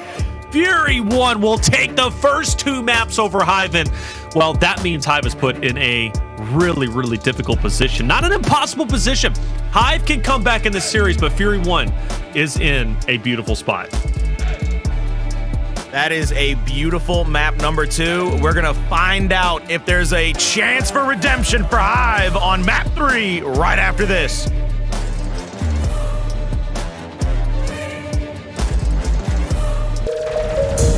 Ladies and gentlemen, welcome back to the Gears Esports Winter Major. We are here in bracket play Saturday with the first of our quarterfinal matchups between Hive and Fury 1. And Fury 1 come out with a fury of 1,000 suns this morning. They're up 2-0 over Hive. They look to shut this thing down in map 3. I am Colin Clark, and I am alongside the one and only Picture Perfect, the absolutely honey-sounding Taylor Reflection Noble. And I'm blessed to be here, and I'm lucky to be sitting next to you, my brother. I don't know about picture perfect, but I'm definitely 240p perfect right now, Colin. And you know what? I love you for it. I really do. And hey, connection issues, what are you going to do? You can't do anything about it. That play from Toti, holding his ground, got scary.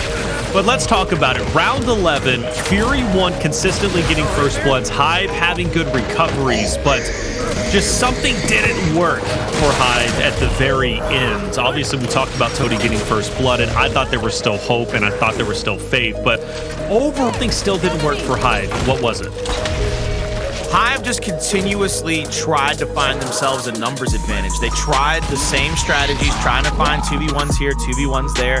They were too heavily reliant upon their strength, and they were too heavily reliant upon the fact that they want to support one another. They want to find angles to get shots on. Fury 1, make no mistake about it, they come out and they want to beat you up, my man. They want to get into your face, and they want to take care of business. Hive genetically is built more around supporting one another. They're built more around playing around their numbers. That don't work out all the time. It's like, I'm trying to think of a good, I would say that Hive is a lot like, they're like a pork chop. They're good, they're sustainable, you can cook them a whole lot of ways, and they make any dinner better. But ain't nobody going to the 5-star looking for a pork chop, baby. They want the 5-star restaurant filet mignon. Fury 1's more like a New York strip. They ain't quite the filet mignon yet, but they got the spices, they got the seasoning to make it right, because they're genetically built for this style of gears, to pressure up onto you, to play their 1Vs, to win those, win those ideal battles. Take a look at our best team in the world, right? Our 2 best teams. Screw it. If you want to put, I'm not going, no disrespect to Pioneers, but finishing in Pro League, Pittsburgh Knights and United. You know what those two did more than any other team? They took 1Vs confidently and they won them. Fury 1 is genetically built like those 2 teams. I'm not saying them players are the same. I'm not saying that they're going to be able to go up against the United and Pittsburgh Knights and be able to do that. But when you look at that kind of makeup, when you see the DNA and the RNA, whatever it might be, when you really put it on that mic, I'm looking under the microscope right here. Yep, they're the same, baby. They're making it. They trying their best to be that way. So Hive needs to be more Slayer oriented. I guess more Slayer oriented in just in the future, or as of now. What do you think? I mean, because we talked about it off camera. 3 support players, 1 Slayer. That hurts them in this meta, Colin. It does. I know. I always get ragged on for having that kind of mentality. But you look at Addvers, he's consistent, but he's consistently helping his teammates get kills. You look at Toti, incredible IGL, can move you around the map, put you in the best spot possible. but he's never been relied on to be that main slayer. I mean, look at his historic teams. He's had Demises and TJs around him. And then he had other cats like on Noble when he has Exploits and Dyslexic around him. He needs kind of that front spawn or those two main slayers right in front of him to make sure that he can put you in the best positions possible.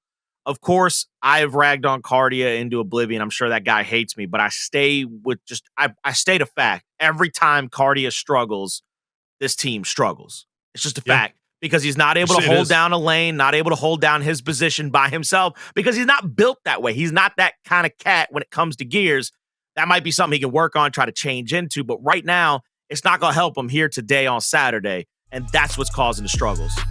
We're heading into Vasgar, map number 3, Fury 1 leading 2-0 over roster of Hive. This is a big moment for Hive, and I must say, I think this could be the turning point. I don't know how the control is going to go, right? When we head into map number 4 of Ritual, if we get to Ritual, don't know how that's going to go.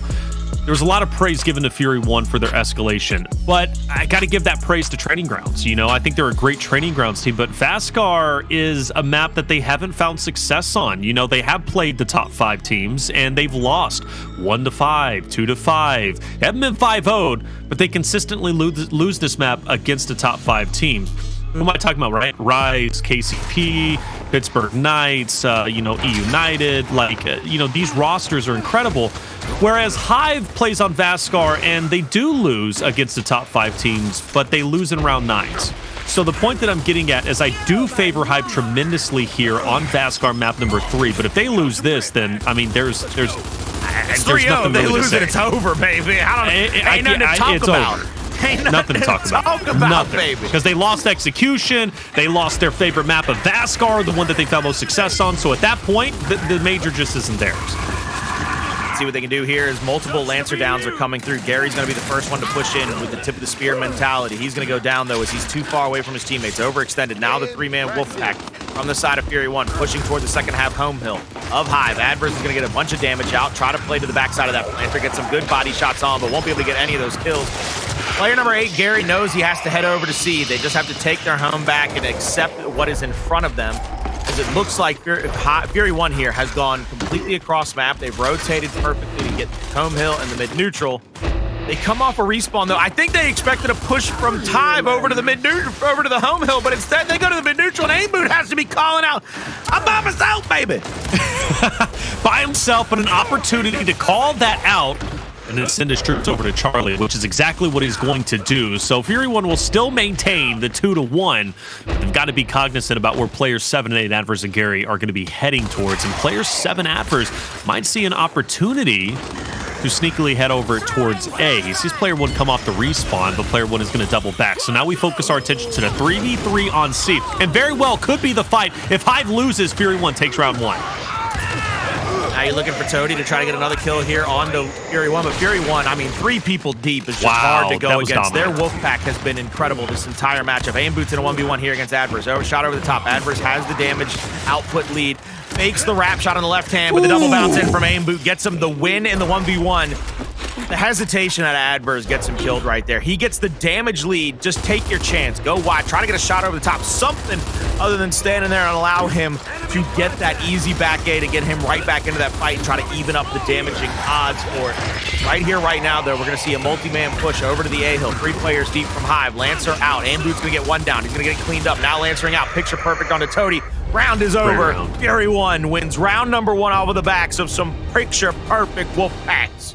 Yep, great round from Fury 1. They held on to the objective. They didn't get overzealous. I mean, they really stood their ground, took team fights, and won those team fights. And that is so encouraging to see from this Fury 1 roster who is doing really good in this series. Like, bottom line period, they're playing very, very well, and Hive is still struggling to come together. Now, one of the things that I did have a chance to learn about Hive during one of the interviews we did with one of the Hive members was this is an emotional team, Colin. And when they're not doing well, it is up to their IGL, most likely Toti, it is Toti, to obviously bring and rally the troops back in and keep them mentally strong. So because they lose, a very narrow round 11 on Canals, and they lose map number 1 of Speyer pretty convincingly, 300 to 178.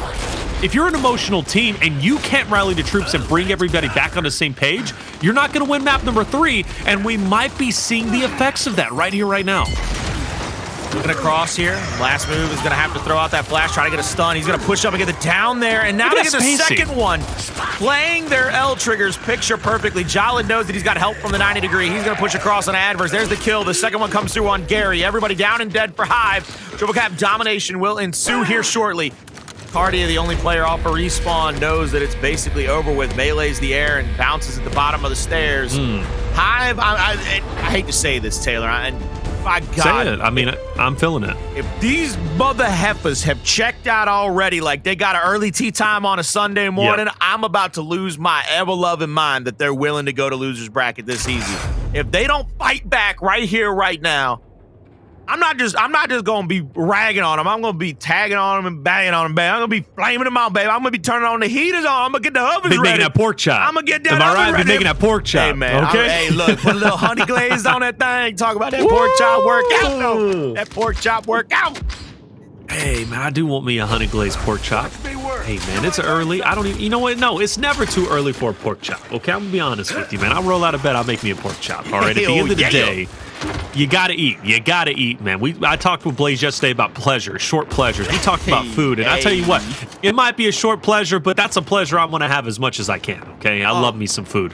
3v3 on the tank. Fury 1 with the rival spawn. That gives them an opportunity to post up and fight for this long shot from the right side, which is going to be beneficial, especially on the second half, which we'll get to shortly. Aimboot, tons of pressure. Hive breaking out. Aimboot gets back up into the fight. Jaled, short-lived. He'll die off, and the sniper now going to go into the hands of Hive. This could change things, Colin. Yes, they're not winning the team fights against Fury 1, or at least off the first 2 rounds. I also feel Fury 1 is outmuscling them when it comes to slaying. Look at Jaled's performance on Canals. But winning that first sniper, winning that first neutral, changing the pacing, and Hive wins it, maybe there's good faith that they can come back in this series. And look at Jaled playing the sneaky man. Oh, what is that shot, Jaled, my guy? Big body shots. The spacing is picture perfect. He's keeping all that damage out. 3 players from Hive are going to wolf back into the home hill of Fury 1. And Fury 1 is just going to continue to rotate over toward B. Toti with that long shot's trying to mount up. He's going to get 1 kill there. Not going to be able to get another one. Oh, there he goes. Good Nasher damage. But I knew he wanted that second one with the long shot. He wanted to be able to shut that down before it began. Collins out here casting and scouting for Hive. I like it. I really do. You're a man of multiple talents, plus teaching us how to make your pork chops, okay? So now you got 3 talents you're bringing to the table here. Hive up 2-1 active. Addvers, bull talk in hand. This is going to be a big push, though, and the smoke is definitely going to be beneficial despite the marks. Kardia forced back, and Fury 1 commands respect when they push up. But watch this. Kardia, you talk about him. He needs to be popping up. If he's having a bad game, Hive struggling. If he's having a great game, Hive is going to be unstoppable. But last move makes a big play. Gets 2, but can't get that third. Cannot get the third, but we're going to see still a 2-1 hill advantage in favor of Hive. They're going to continue to push around the map. They're looking for that 200-point marker so that they can try to get over the top of this situation. Retro Lancer in the hands of Ventry at the backside of the tank is going to try to help protect this B hill. They're going to be pressuring out here. 2-1 hill advantage back in favor of Fury 1. They get 1 kill, and they need 2 more here. 2 more players of Hive over at the B. They get that neutralization. Could be a 1v1 over at C. They're going to have to get it to go, actually. Nobody's going to be there in time. They've got to pressure C. You got to go at this point. 30 seconds for a victory. Waiting on that new long shot. Aimboot pushes in. He's trying to get that neutralization. He gets it. He goes over the top of the cover, but he gets down. I don't believe he called out that he was going to go down, though. Is that enough time? Oh, but Cog gets the win condition. It was enough time. It was enough time with the decap, just nearly. They can't feel too confident. I agree with you. A missed opportunity saying that he was going to go down. If Fury 1 pushes that, do they have more success? And now Ventry in a tough spot. He's going to end up dropping, but it might be counteracted because 2 and 3 on the opposite side for Fury 1 are going to get the decap and the full cap. But which one's going to take over first? It's going to be Hive, but the 2-1's still going to be a Fury 1's favor. Cog team's going to win in just 5 seconds. Kardia, he's going to get a trade. It's not going to be enough. And Fury 1, did they sneak the round? Yes, they did, Colin. They sneak it 250-248, and they will take a 3-0 lead where Hive looked dominant pretty much throughout the entirety of that round 3. It's crazy what happens when you play to the whistle, when you play to the last second, play to the bell, baby. I mean, that's one of those things that they're doing a fantastic job of. They're staying in the fights. They're staying in their rotations. They're ensuring that they are never out of any situation. Hey, you said I was out here scouting for Hive, man. I'm trying to make moves for him. All right, look, hey, I'm not gonna lie to you. I hope you didn't take offense. I hope it's not bad that I called it. I just found it funny. No, I just wanted to make I'm just telling you, like, literally the only person I wouldn't take over exclusive on Hive's roster is Toti. I'm being honest with you. Exclusive is that damn good at the game. I would never ever say a negative word about that man. That man's he's the X factor. He's been to Wolverine for a hot minute for every squad he's been on. He's the honey. He's the honey in the lab. You know what I'm saying? Like, hey, look, he got himself a honey. I think he just got engaged. Congratulations. I believe I saw that on Twitter. Big moves from exclusive. Well done, man. Well done. One day from me. But ANC locked in. Stalemate over here on B, and Ventry looking to make some moves. He finds an opportunity to get onto A, but that means there's one less player for Fury 1 to stop the onslaught of the Hive members pushing up, forcing Aimboot to try and collapse. But he's not going to be able to do so we do see a bit of a trade. Momentarily, you want to talk about short pleasures, momentary pleasures. Well, you got the 2-1, but you're going to lose it relatively soon. Looks like right now we're going to have multiple players trying to get over to this A hill from the side of Hive. Two of them going to try to pinch her out onto Ventry. He's going to go down. There's the cleanup. 2-1 hill advantage will go back in favor of Hive early in this round. We're going to see multiple players again trying to push across the map. Maybe over to B. Toti with that long shot in hand has the advantage here because he's going to be able to put body shots out, try to stop those players or slow them up from getting to that next hill. I would like to tell you, though, Taylor, Wichita Wolves and Retirement is now moving into a map 4 with a 2-1 map count lead for Retirement. You thought I wasn't going to watch? You thought I wasn't going to have my eyes on it? So you're talking about pork chops, you're talking about exclusive being engaged, he got himself a honey, he should be on the roster with Hive, then you're talking about the game you're casting, and you're watching your dad play against Wichita Wolves. Colin, what can't you do? A lot of things. I'll tell you right now, I cannot, there's a bunch of stuff I can't do. I can't do quick math, really bad at geometry. I'm horrified. Can you tell the difference between a rock and a ficus, though? Is a ficus a plant? I thought ficus was like a type of dog. Or is it a tree? I thought a ficus was like a house tree. I don't know. I was watching National Geographic the other night and saw this ficus thing come up, and I said, what is that? Is that a coyote? I chat, what is a ficus, actually? See, I can't tell the difference between a rock and a ficus. Hey, look, sometimes, I just thought ficuses were house plants, my brother. We saw that incendiary get thrown out. They're going to back one player off. Kardia now has a 2v1 against Aimboot, and this is what Hive was trying to do all execution long. This was what their attempt was, because of the fact that they just want to take numbers advantages. They want a 2v1 everywhere to try to get a dub, and they finally get one in 2 minutes and 47 seconds over the side of Fury 1. But it took a really incredible initial from Hive to not just get that initial damage, get that initial one in the 2-1 hill advantage, but then continuously correctly rotate their soldiers around the map. That's the big difference leading into these situations. Right now, Hive will have their retro. They're going to probably upgrade that over to an incendiary. I wouldn't mind it if they go to the flashbang on the other side. If they don't upgrade this straight to... Never mind. Well, Shock. Well, the Shock isn't a bad play, though, and I'll tell you why. Because if you can get that and then throw it on the sniper, you can avoid that quick pick, which we might see from Fury 1, even though they haven't done so. Going back to that last round, remember, Fury 1 did send a solo player, to get the neutral hill, or excuse me, the home hill of Hive, which gave the man advantage to Hive with the 4-3, and they were able to use that. Now, if you are going to upgrade the Shock and still allow for the quick pick, then what was it worth? What was it worth? And the Shock is going to be missed. So big misplay, in my opinion. Now you give the Shock over to, or excuse me, the snipe over to Aimboot, and that right there is an initial that you can't take back. Aimboot will have a little bit of red damage onto him. He's going to push over, try to take a 3v1 here at the E hill. Two players from Hive are just going to leave. There's a 2v1 at F that they're going to be more than happy to take. Try to get the decap here. They're going to rotate wide. That's what Hive's MO is you see how wide both of those players went on to last move. They stayed, well outside of chunk range. That's all they want. Aimboot looking to aim up a shot onto Gary. Kardia, who had a great last round, and honestly, I attest a lot of that success from that one round that Hive was able to win on the back of Kardia, but pushing up with a sniper. Now Nasher's going to be out, and Nasher is not going to work at all. And Jaled's also going to fall on Hive. We're going to take a convincing round despite what I thought was a very lackluster start, letting Aimboot get out with the sniper. You want to talk about a recovery, that was one. Good rounds back to back. Really quickly, I want to shout out that I like the idea from Fury 1 pulling the third player over to that helicopter side of the map, trying to get a 3v2. But it's one of those things where you've got to, as soon as they get the call out that he's coming over there, and they see that both of the players from Hive leave, like, why did all three of those dudes stay? Right. What was the point? I think Fury 1 really messed up that last round where they had a tremendous advantage. And in my opinion, instead of sticking to the basics, which I think they've done great at doing in the first 3 rounds that they win, playing the long game, playing controlled, I think they just tried to do a bit too much. You know, they thought too much. And this is where Fury 1 can get into trouble if they start overthinking what they need to be doing instead of being reactionary, getting loose, right? One of the win condition the analysts talked about. When Fury 1 is loose and just reacting and playing at their, you know, their pacing, their ability that they're comfortable with their DNA, I think they're going to be fine. But when they start trying to do too much, Hive, they're going to see through that because let's be honest, Toti is a great player, but also a great leader on the battlefield. He's led phenomenal teams in the past. Toti's going to see right through that. So Fury 1 needs to, in a way, outmuscle Hive. That's how they're going to win this.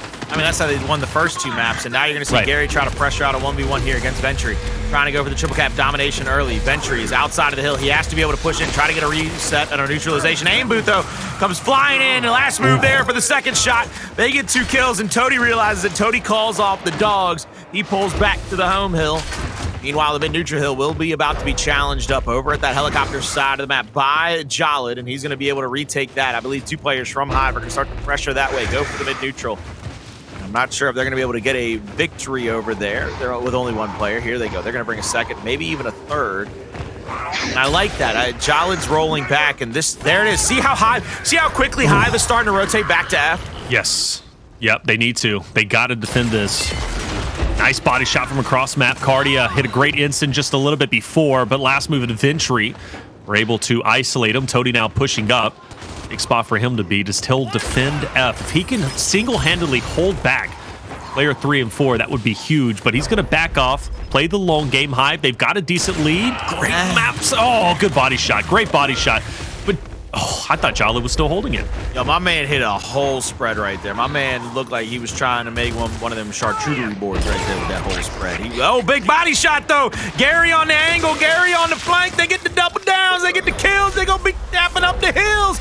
Aimboot, luckily for his team, gets the neutralization. Addy, I like this. He's going to steal the shot, I think. Toti calls him out, though. Tries to get the roadie strafe right into his grill. Misses the second shot, and now his second player is in the area. Aimboot is caught between a rock and a hard place. He's got to worry about the other member as he goes down to the bottom of the stairwell, and they clean him up quite succinctly, quite easily. They get multiple kills around the map. It looks like they're going to go for a triple neutralization here. 240. They've got to get a triple neutralization. They've got to be able to challenge out all the hills at one time. 2v1 here at E. Shock will be coming into that hill to try to keep somebody out of that position. Looks like Kardia's gone to the other side of the map. They get a kill there, and off the rip, Fury 1 sends Aimboot straight to E. He sends straight to E, but he's not there in time to get the second. Oh, no! Hive doesn't lose this, right? Are you kidding me? Player 8's going to break away. Fury 1 has to sprint as quickly as they can over to F. Gary. And there's the Gary's going to be there. Oh, they're in the worst spot possible. There's no shot. They can't get There's through. Still a chance. There's still a chance. No, there's still shot. a chance. No there's shot. still a chance. No shot. There's still a chance. No shot. Yes, there is. 4 seconds. There's a chance. Hive is going to win this. Gary's popping off. Yo. If there's a will, there's a way. Dragon Ball Z. And Hive made it happen 3-3. And I just want to point out, by the way, Colin, Blaze put it out in chat. Reverse sweep, imagine. And we know the power he holds when he starts saying things like that, Colin. The power he holds is great. I know the power that Spawn Shield holds. Them boys came straight out of Rivals and said, "You gonna go back to our home hill, are you? You not today. Not today. You gonna take that first shot and you gonna hear this. You gonna hear this noise." He said, "I know what power Spawn Shield holds." And that's over 9,000. You want to talk about DBZ? Hey, brother, I'm telling you, scouters would be blowing up because as soon as they came out of spawn, Fury One had to double step. They were like, should we fight him now? And I guarantee you the first shot they got that noise, that like powering down noise where you know that you're not doing any damage. And that's the most deflating thing ever. You're like, well, I guess that's not it. Oh, big rotation by Hive in the first round right here. They're going to go around those two covers and trap both of those players. I think right now the M-Bar has been traded out. Jaled will have the pick on it, and he'll go back to his spawn side of the map, looking to find kills here at the F-Hill. 2 shots in, 2 shots out, 3 shots in, 3 shots out. Won't be able to find a single one of them. 3-3 here in map 3. Toti looking to find a headshot, maybe. Sees that. He is lining okay. He lined that up for a century, but it was all worth it in the end. He is still, you want to talk about trigger discipline. You got night and day. You got Toti and Jaled. Jaled sent 3 shots flying in 2.5 seconds. And then you got Toti, who has already only used 2 shots, and he's already got 1 headshot with it. And Toti is still lining it up. This guy is the definition of trigger control. Right now, we're going to see Toti continuing to use that angle, looking for those players on that back cover. He's going to see the body shot on the last move. Take that shot. 2 shots left. Easy body shot for the 3rd down and out there. Gets that killing blow. Now Aimboot on that cover.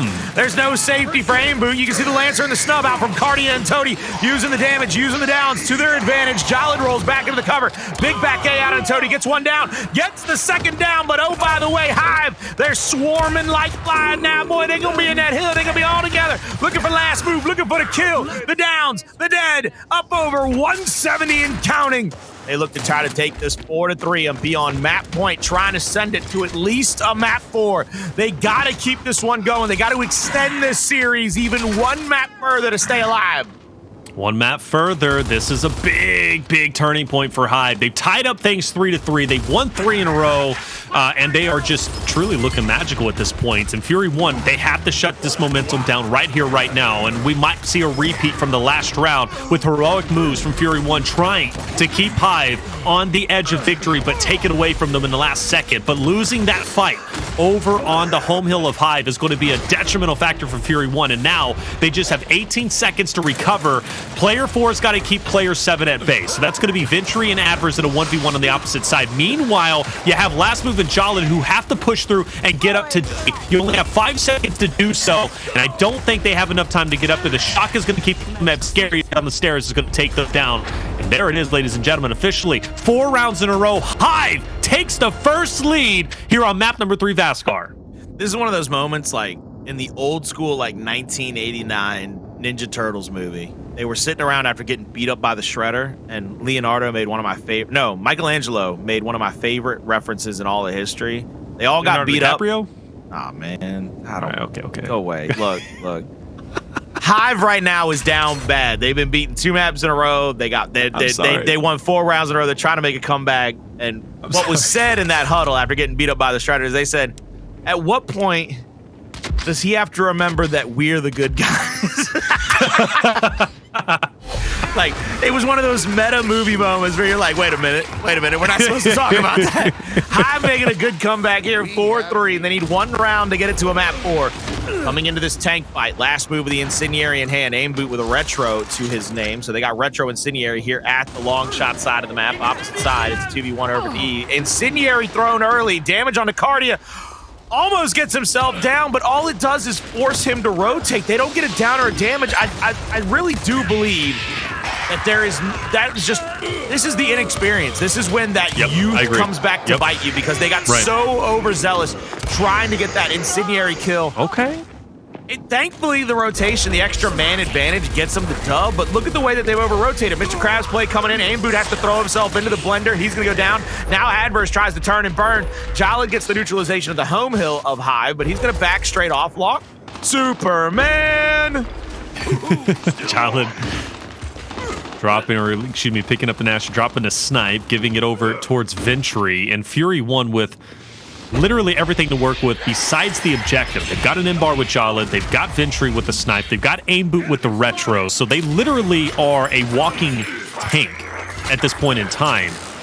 But it's all for naught if you don't hit your shots. And I'm looking at Jaled to hit his shots this time around, because it was atrocious, his aim with the M-Bar in the last round. But up close and personal, M-Bar sniper, it doesn't matter. It's all about the Nasher. And Kardia is going to be first blooded with the retake attempt on the home hill of Hive. They continue to pressure up, but around tank is player 5 of Toti.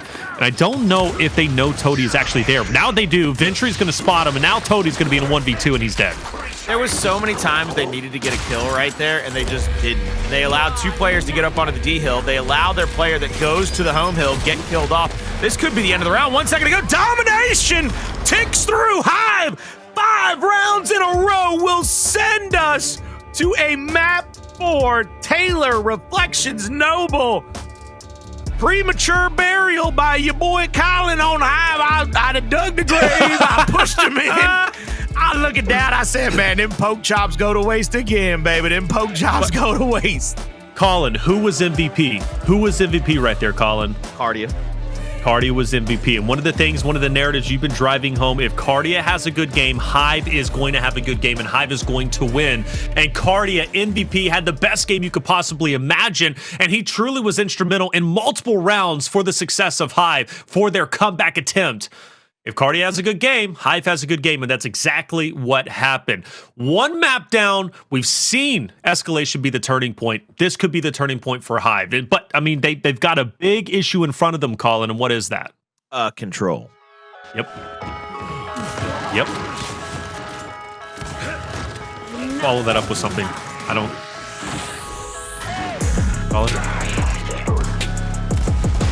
Colin, hello? Did I...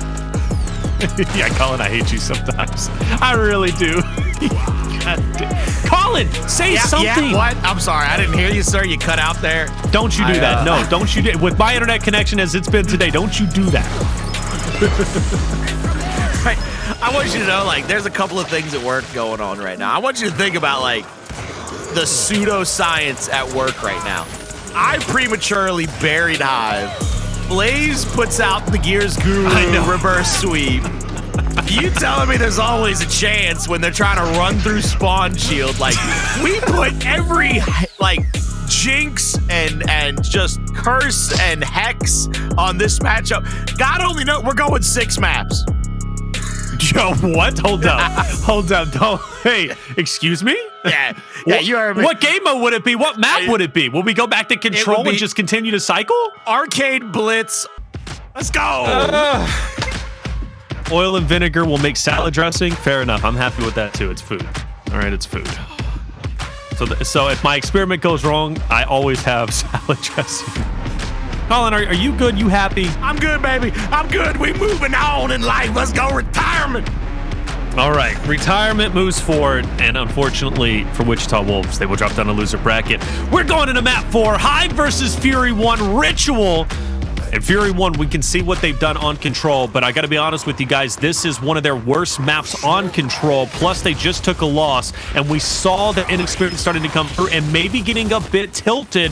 Therefore, does Hive have the competitive advantage here? Colin, they might. They might have a competitive advantage. Flash out over the top. Kardia going to be in that situation where he has to worry about getting taken down here. Across that cover, all stacked up, all knotted up right now. Hive is going to take their advantage to the backside of this. As they have that right hand coming off of that cover, they're going to be using that to the best of their ability. They get 1 down. Jaled's going to get quickly revived, but last move with the ice break and kill. Now a second gives Fury 1 the advantage here in P1.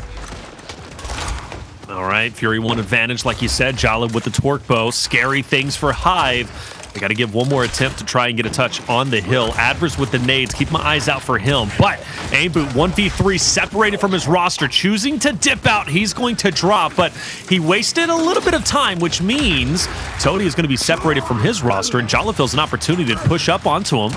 Toti trying to hold his ground. Jaled's going to get the break onto him, and now he's going to be on the backside of Gary, who's going to be just up ahead. Meat shield in hand, snub out. Gary will fall, and well done from Hive, or excuse me, from Fury 1 to hold on to the hill, but also on that fight opposite of the map, even though it was a 1v3, it still separated the rest of the Hive members from Toti, and therefore put him in a spot where he was in a 1v2. So great job from Fury 1 to delegate their fights, but now Hive rotates early, and they got control of the next hill. Can they hold on?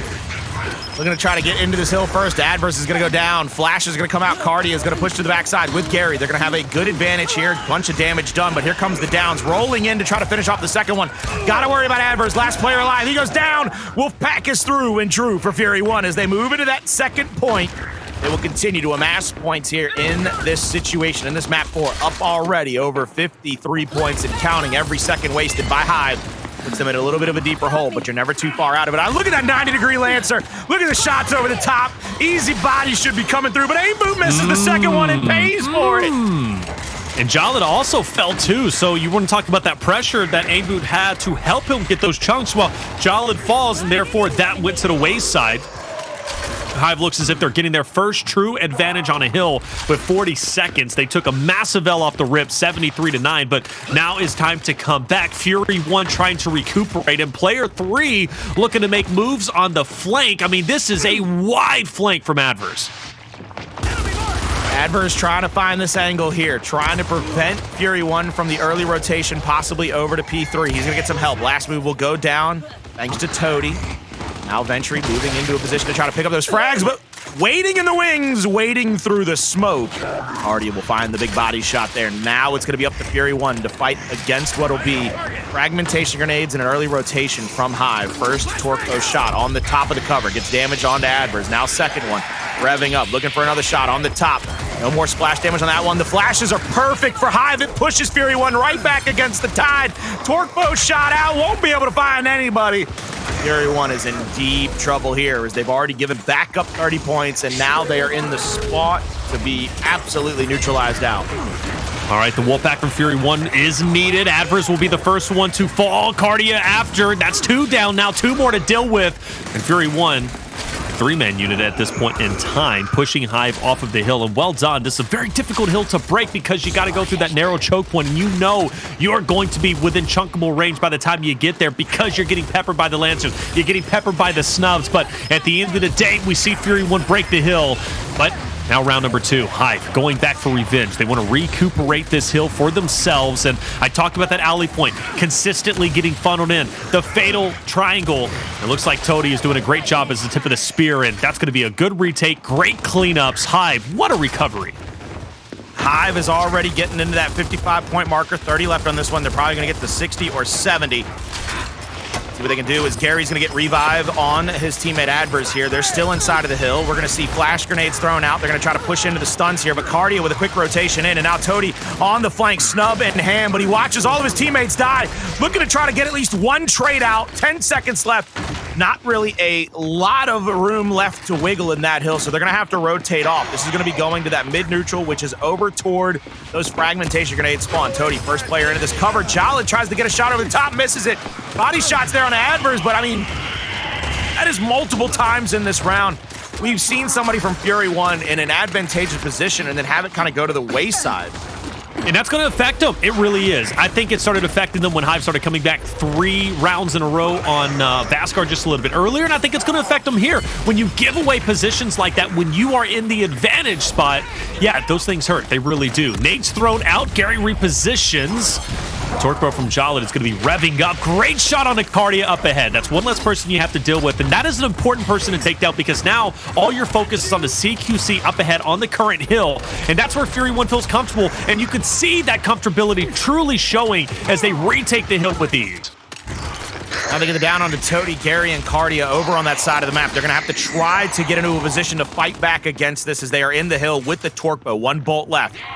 Looking to try to extend that lead yet again by 50 to 60 points. Kardia is going to go down. Revive will come out. Shot to the top of the cover. Get some splash damage, but no kills on either player. Flash is going to go to the backside of that pillar. Will get the stun, so Addvers knows he's safe to push up a little bit. That player in the middle cover, Ventry, trying to put out a lot of damage. Kardia is going to have to be there to try to help a teammate, but he doesn't get the revive in time. Addvers goes down next.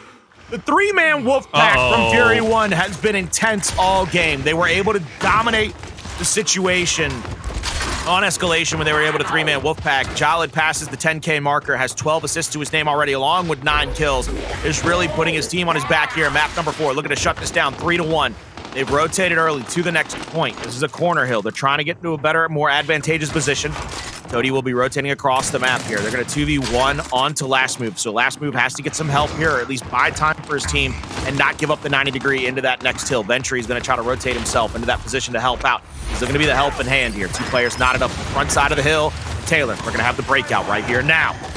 Oh, Fury 1 pushes up. Ventry falls, no worries. He'll be back on his feet shortly. Kardia now knowing that he's by himself. Push back as I love that push from Fury 1. Get him out of there because you know Hive is going to be coming from the back end, so you want to take care of your front end first. So now you can focus all your attention on Toti, on Addvers, on Gary, who's pushing from the bottom, from the low end. Still a scrappy fight, though, make no mistake about it. And for Gary, he's going for a flank, and he was absolutely not seen. Player 6 turns around, but of course he turns back. He didn't know Gary was there. He pulled out the Lancer to Lance around, and Gary discombobulates Fury 1. Will it have the impact Hive needed to get the break on the hill? Not just yet, and Gary will fall, and it is so unfortunate. 4 members from Hive die there. Gary did such a good job flanking around unseen, but unfortunately, the boys from the front end could not make it happen. Fury 1, great job from them to deal with Gary, but also hold on to the fight up close. Now looking to get another kill. Gary will get that shot on, but he's going to get taken out from the backside. Aimboot gets it down. He's full red. Addvers needs 1 pellet. He needed 1 pellet, but the head comes through. Aimboot gets another one. Aimboot gets another one. And now they hold onto the hill even further. 175 and counting. Down to 20 seconds left on the hill. And you see Hive, they're thinking, all right, we got to go ahead. Get across the map. We got to try to get to that next hill. They're going to wolf pack across. They get a couple of kills, and I like this from Aimboot. He's bleeding this hill dry. He says, look, we're going to get us respawn across from this. We're going to be in a good position to push back against this, but yeah, ooh, I think they get the call out on Kardia. Kardia's out of the hill. And Aimboot is going to be on the flank too. Aimboot's about to make a big impact play when he gets up there because obviously Hive is going to be fully focused on the 3 members up ahead. Did Kardia spot him? That's the question. He doesn't. He's going to go for these long-range... Whoa! What a shot to Toti! And that means the Cavalry is now going to push forward confidently and concisely. 3-man push up ahead. And they're going to have a big effect. Gary Kardia is going to be forced back. They were not expecting Toti's head to be blown off from the torque bow just up ahead. Kardia, though, holding his ground onto 1, trying onto the 2nd. Last move will fall. Maybe a recovery. But the reality is now that Fury 1 has more than a 100-point lead as they apex 200 points, where Hive is only at 100 now. Hey, look, they're trying to put him on a world's edge and then push him off as Fury 1 as they apex that 200-point marker. You're going to see 3 players pushing through the frag grenades now with 1 player playing through the middle of the map, that bones section. You're going to see the 3 Lancers trying to get initial damage here onto Kardia or Toti. Just outside of the hill, they want to keep it neutral. They want to keep pressuring into the situation. They're going to force the side of Hive to continue to use their utilities, continue to win gunfights here, and they're going to get at least a couple of kills in this situation. 20 seconds left on the hill, could get them to 220, 230 before they rotate out. And again, I do believe there is a chance that you get there's a chance that you honestly can just hold on to these hills and continue to put them in a deeper and worsened position each and every time. You force Hive in worse spots. Yeah, I love the fact that they're bleeding the hills dry. I really do, Colin, because you don't see that too often, right? Normally they hop off because they want to prioritize a new hill, but I mean, those points, that scrap time is adding up because Fury 1's so close to 250. Another great shot from Aimboot. He's been killing it with the torque bow, and look at that, picking up 2 for 1. Kardia now by himself. He's going to be isolated, and Addvers now also by himself as he is going to be isolated, pincered in between Aimboot and Co. And that was Ventry on the opposite side, and Fury 1 well on their way to Victory Road, and I don't think Hive is going to make it out of this map.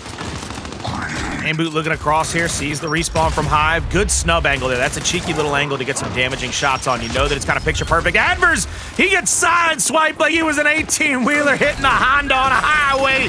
My goodness gracious, he put him off to the side of the safety rail. Last move back in the front of the hill now. Shots over the top of 45. Tries to get the first chunk, does get it as he angles him up. Big body shot on Kardia, gets him full red, looking for the down and dead. They need one more shot on Addvers back off a respawn, helping his teammates to the best of his ability. Hive will come away with a big team fight, but still down 120 points. Jaled just absolutely ran Addvers and took his life away. I mean, literally walked into him and got the chunk. Insane stuff. Jaled, you want to talk about guys that have been impressing me who might very well be the MVP of this entire series. I mean, Jaled, the stats don't lie, my guy. Colin, you go back to Canals. We were highlighting Gary, of course, with the sniper. That's one of the main focal points on Canals, but Jaled had almost the most kills on the map. I think he did have the most kills, and even here, 15 kills to his name, 16k damage, 14 caps. This man is doing it all, and even now getting the finish onto Toti, doubling back onto Gary, not allowing him to feel comfortable, and gets the trade. That's good enough because you still got 2 members from Fury 1 who's able to fight it out. now looking for the extra rotation here. Addvers is going to be pushing into the spawn against Aimboot. He's going to be able to get tagged up. There's the down, but the quick rotation in from last move at least trades out the kill. Now looking for the extra torque bow shot in the middle. Won't be able to catch it. Now Toti looking to rotate toward that next point, over to that P2 hill. Finally collapsing inside of the 100-point marker. Looking to just try to get themselves in a position to win this entire map and send it to a map number 5, but they got a big hill to climb, almost mountainous at this point. Big hill to climb indeed, Colin. This is it's not looking easy. Now, granted, they did it on Vasgar, and they do it here.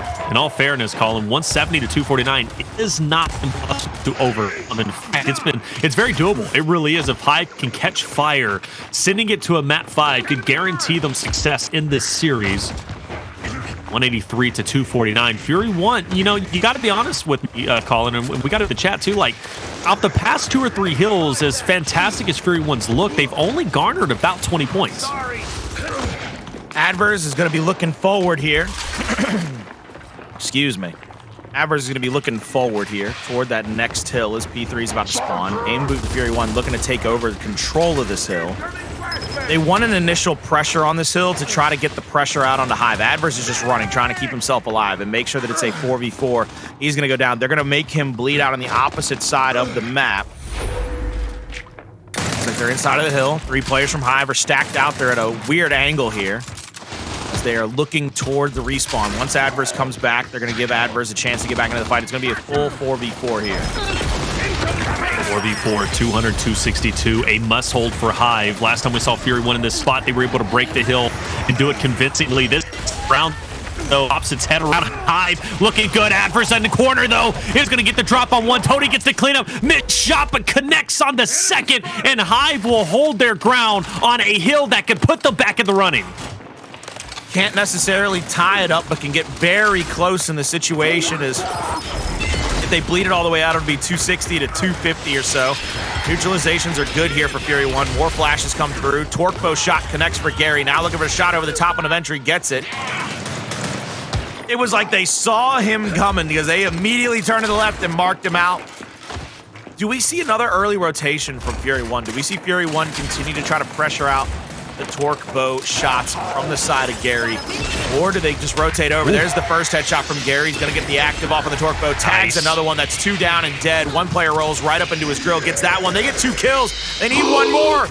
18 now, 15 seconds left. Only gets them to 280 or so. Gotta bleed it dry. No, they're not. They're gonna rotate early, Colin. I would definitely be taking those points if I could, because they have not found success off the previous hills. I'm going to be honest with you. I think Hive at this point has more composure, where Fury 1 might be getting a bit too much into their heads that, you know, they're close to victory. They can actually beat Hive in this series. They can move forward in the major. They can move forward in the champ bracket, but Fury 1, they've got to calm down and continue to do what they were doing at the beginning of the series. Just cool, calm, and collected, get loose, and just dominate the close quarter fights, which is what they do well. But I got to say, I think Hive right now has a better mentality than that of F1. Yeah, Hive is playing this much more methodically. F1 is continuing to push into every situation. They want to try to get these kills quickly, whereas Hive is trying to angle out. They're trying to get the kills methodically, get these downs and damages. Last move will hit a couple of shots there, but won't get the shot needed to get the down early, so he gets over the cover before going down. Goes to the back A for the chunk. There's another set of downs coming through. Gary needs to go big for his squad here. Not allow the revives from Fury 1 to come through, but they allow him to come through. 25 seconds and counting. 1 more kill here will reset the team push and will give Fury 1 the advantage. There's going to be time for maybe 1 more full push in from Hive. They're going to be respawned here on the left side of the map. They're going to be looking for those angles as they continuously get into that position to go for the neutralization. Addvers is right there. Addvers is just going to allow them to waste time because Addvers knows he's got a neutralization. They can waste at least 20 seconds here unless somebody pushes it back into it. Addvers will know that they have to at least bleed it out to 14 seconds or less for them not to give up the victory here. Player 2, I like his angle. Kardia, swing this wide. It looks like Hive is done waiting. They want to bleed it dry, but they also want to take this over. They want to make a statement, and they need to make that statement. But Still keeping it contested, giving a couple of points here and there, but it's not going to be too much. But they need to win this fight. They need to win it right now. Are they going to be able to do so? Good angle, but it looks like Fury One holding their ground. They're wolf packing in, or at least staying together, tightly contested. Hive, yes, do have the hill, but from Jaled, he's going to swing it a bit wide, take a different angle. Hive trying to go for the break, still contested. Enough points still to win, but no, actually, not enough points on this hill, Colin, because it was contested by Addvers for so long, and Hive also retaking it. They keep the game alive a little bit longer. There still is a chance Hive can win this, but now we've got Aimboot. He's going to be on the current hill.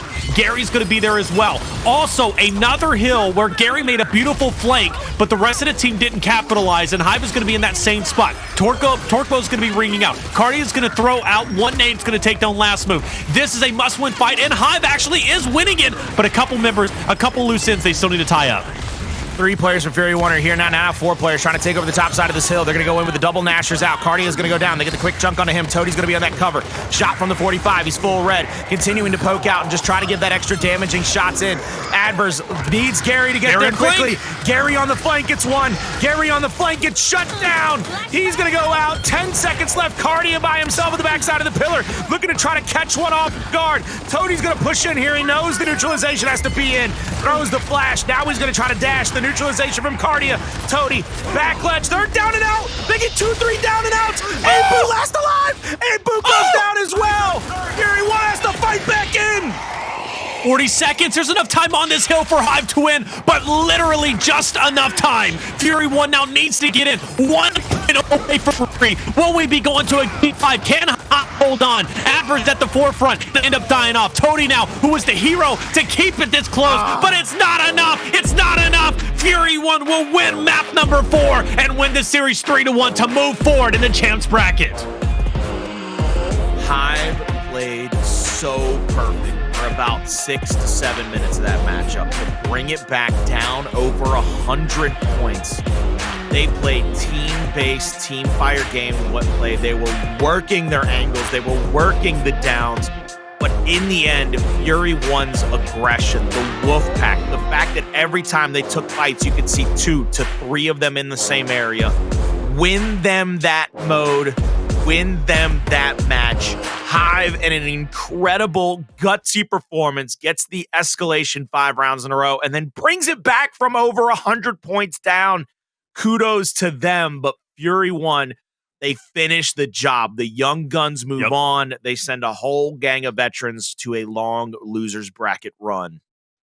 Incredible job from them. The only thing that's going to hurt Fury One moving forward in the brackets is their ability to close maps and close series out. I do think they got flustered. I do think they started thinking too much about, we're so close to victory, Colin. We're so close to winning this.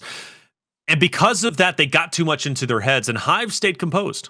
Hive, they stayed composed, and that's why they started making that comeback, not only on Vasgar, but also whenever it came down to that ritual. But Colin, what a series that was, and well done to Fury One. I knew they had it. They just needed to make it happen, and they did. Incredible performance. And analyst, you all went with Hive, and Fury One was the victor. A lot to break down. Let's hear what you got to say. I just got to stop following anything Ribs says opposite. And that was my strategy going in, and all of a sudden, I just had all this love for Ribs because he was saying such nice things about me, and I decided, I'm not going to do that anymore, and I have to pay the price here. Fury won 3-1 over Hive, but that was a bloodbath. I mean, guys, that was one of the most entertaining matches. Yeah, 3-1. I would have loved to see that go to Game 5, but that control game was insane. Went down to the wire, Ribs. Yeah, both of our control games, if you were watching Bravo, also came down to the wire. Retirement getting that win on the back of Cells. But yeah, 2 amazing matches, both going down to map 4. On the side of Fury One, winning those controls, Ryan. They win those controls and they win that Canals. And that Canals was on the back of Ventry snipes, and it was just amazing gameplay all around. And I love what the commentary was saying. I mean, Colin made a great point. You can't win in Gears Esports with 3 support players and a Slayer. And I try to hype up Toti, and he is the great player that he is. But I almost feel like Toti would do better on a team like Fury One as a captain with 3 Slayers. On the side of Fury One, all 4 of these players came to play. We gave Last Move love. We gave Aimboot love. Ventry, Jaled, they're all putting in work. They look like they're ecstatic to be here, Ryan. They're not trying to let this opportunity slip. Fury One continues to be that new team on the block, I don't know how far they'll make it in this bracket, but this is a good start. These are those stories that you just absolutely love to see, whether it's Gears Esports or esports in general, right? A team of young players coming together, inching their way through Challenger, improving. I remember back to the past seasons, right? Seeing them start to break out into that kind of top 8, top 4 in a Challenger. Now they have their chance to make Pro League, right? They make their splash there. They're not getting relegated. Now they show up at the event, and now they're really making a name for themselves. They're beating some very storied players, so you love to see that progression coming out of the Challenger series. So if you are one of those players at home, this is proof that this can be you too. I love what I saw out of them, man. These kids are just so good at control. That just shows me the level of teamwork they had. That's just a great series, man. Like I said, those guys, they really got it done, man. A lot of teams, right, they would get the moment, they get the main stage, and they fold, and these guys didn't do that. Yeah, it's an absolute fact. I mean, this Canals game, insane. They're down 5-4. Hive with an opportunity to tie this 1-1. Last 2 rounds, they clutch up, showing that they got the clutch team. Nice nade off the heels of Jaled right there. But what a showing in Canals. And then a reverse story here on Escalation. They're up 3-0. You think they're about to cruise their way to a 3-0 over Hive. And instead, Hive's able to fight back, Ribs.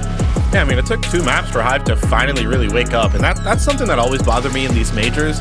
We hype up a team because how they performed in the prior day, and then they come the next day a completely different team. And it's always been a challenge. I mean, we've all competed, we've all been in that scenario. It's hard to kind of wind down one night, whether you're playing good or bad, put that in the past, and then come back and be in your best form the next night. So on the side of Hive, they put themselves in a hole. Both the first and the second map were winnable, especially Canals. They lose that map. They finally win the Vasgar, but then once again, you're going to Fury One's home ground, which is any control. Even though this is their weakest control map, you just still see how confident they are. They love this game type. They know they're going to respawn, so they're willing to make those 50-50, those close fights. They're willing to take those.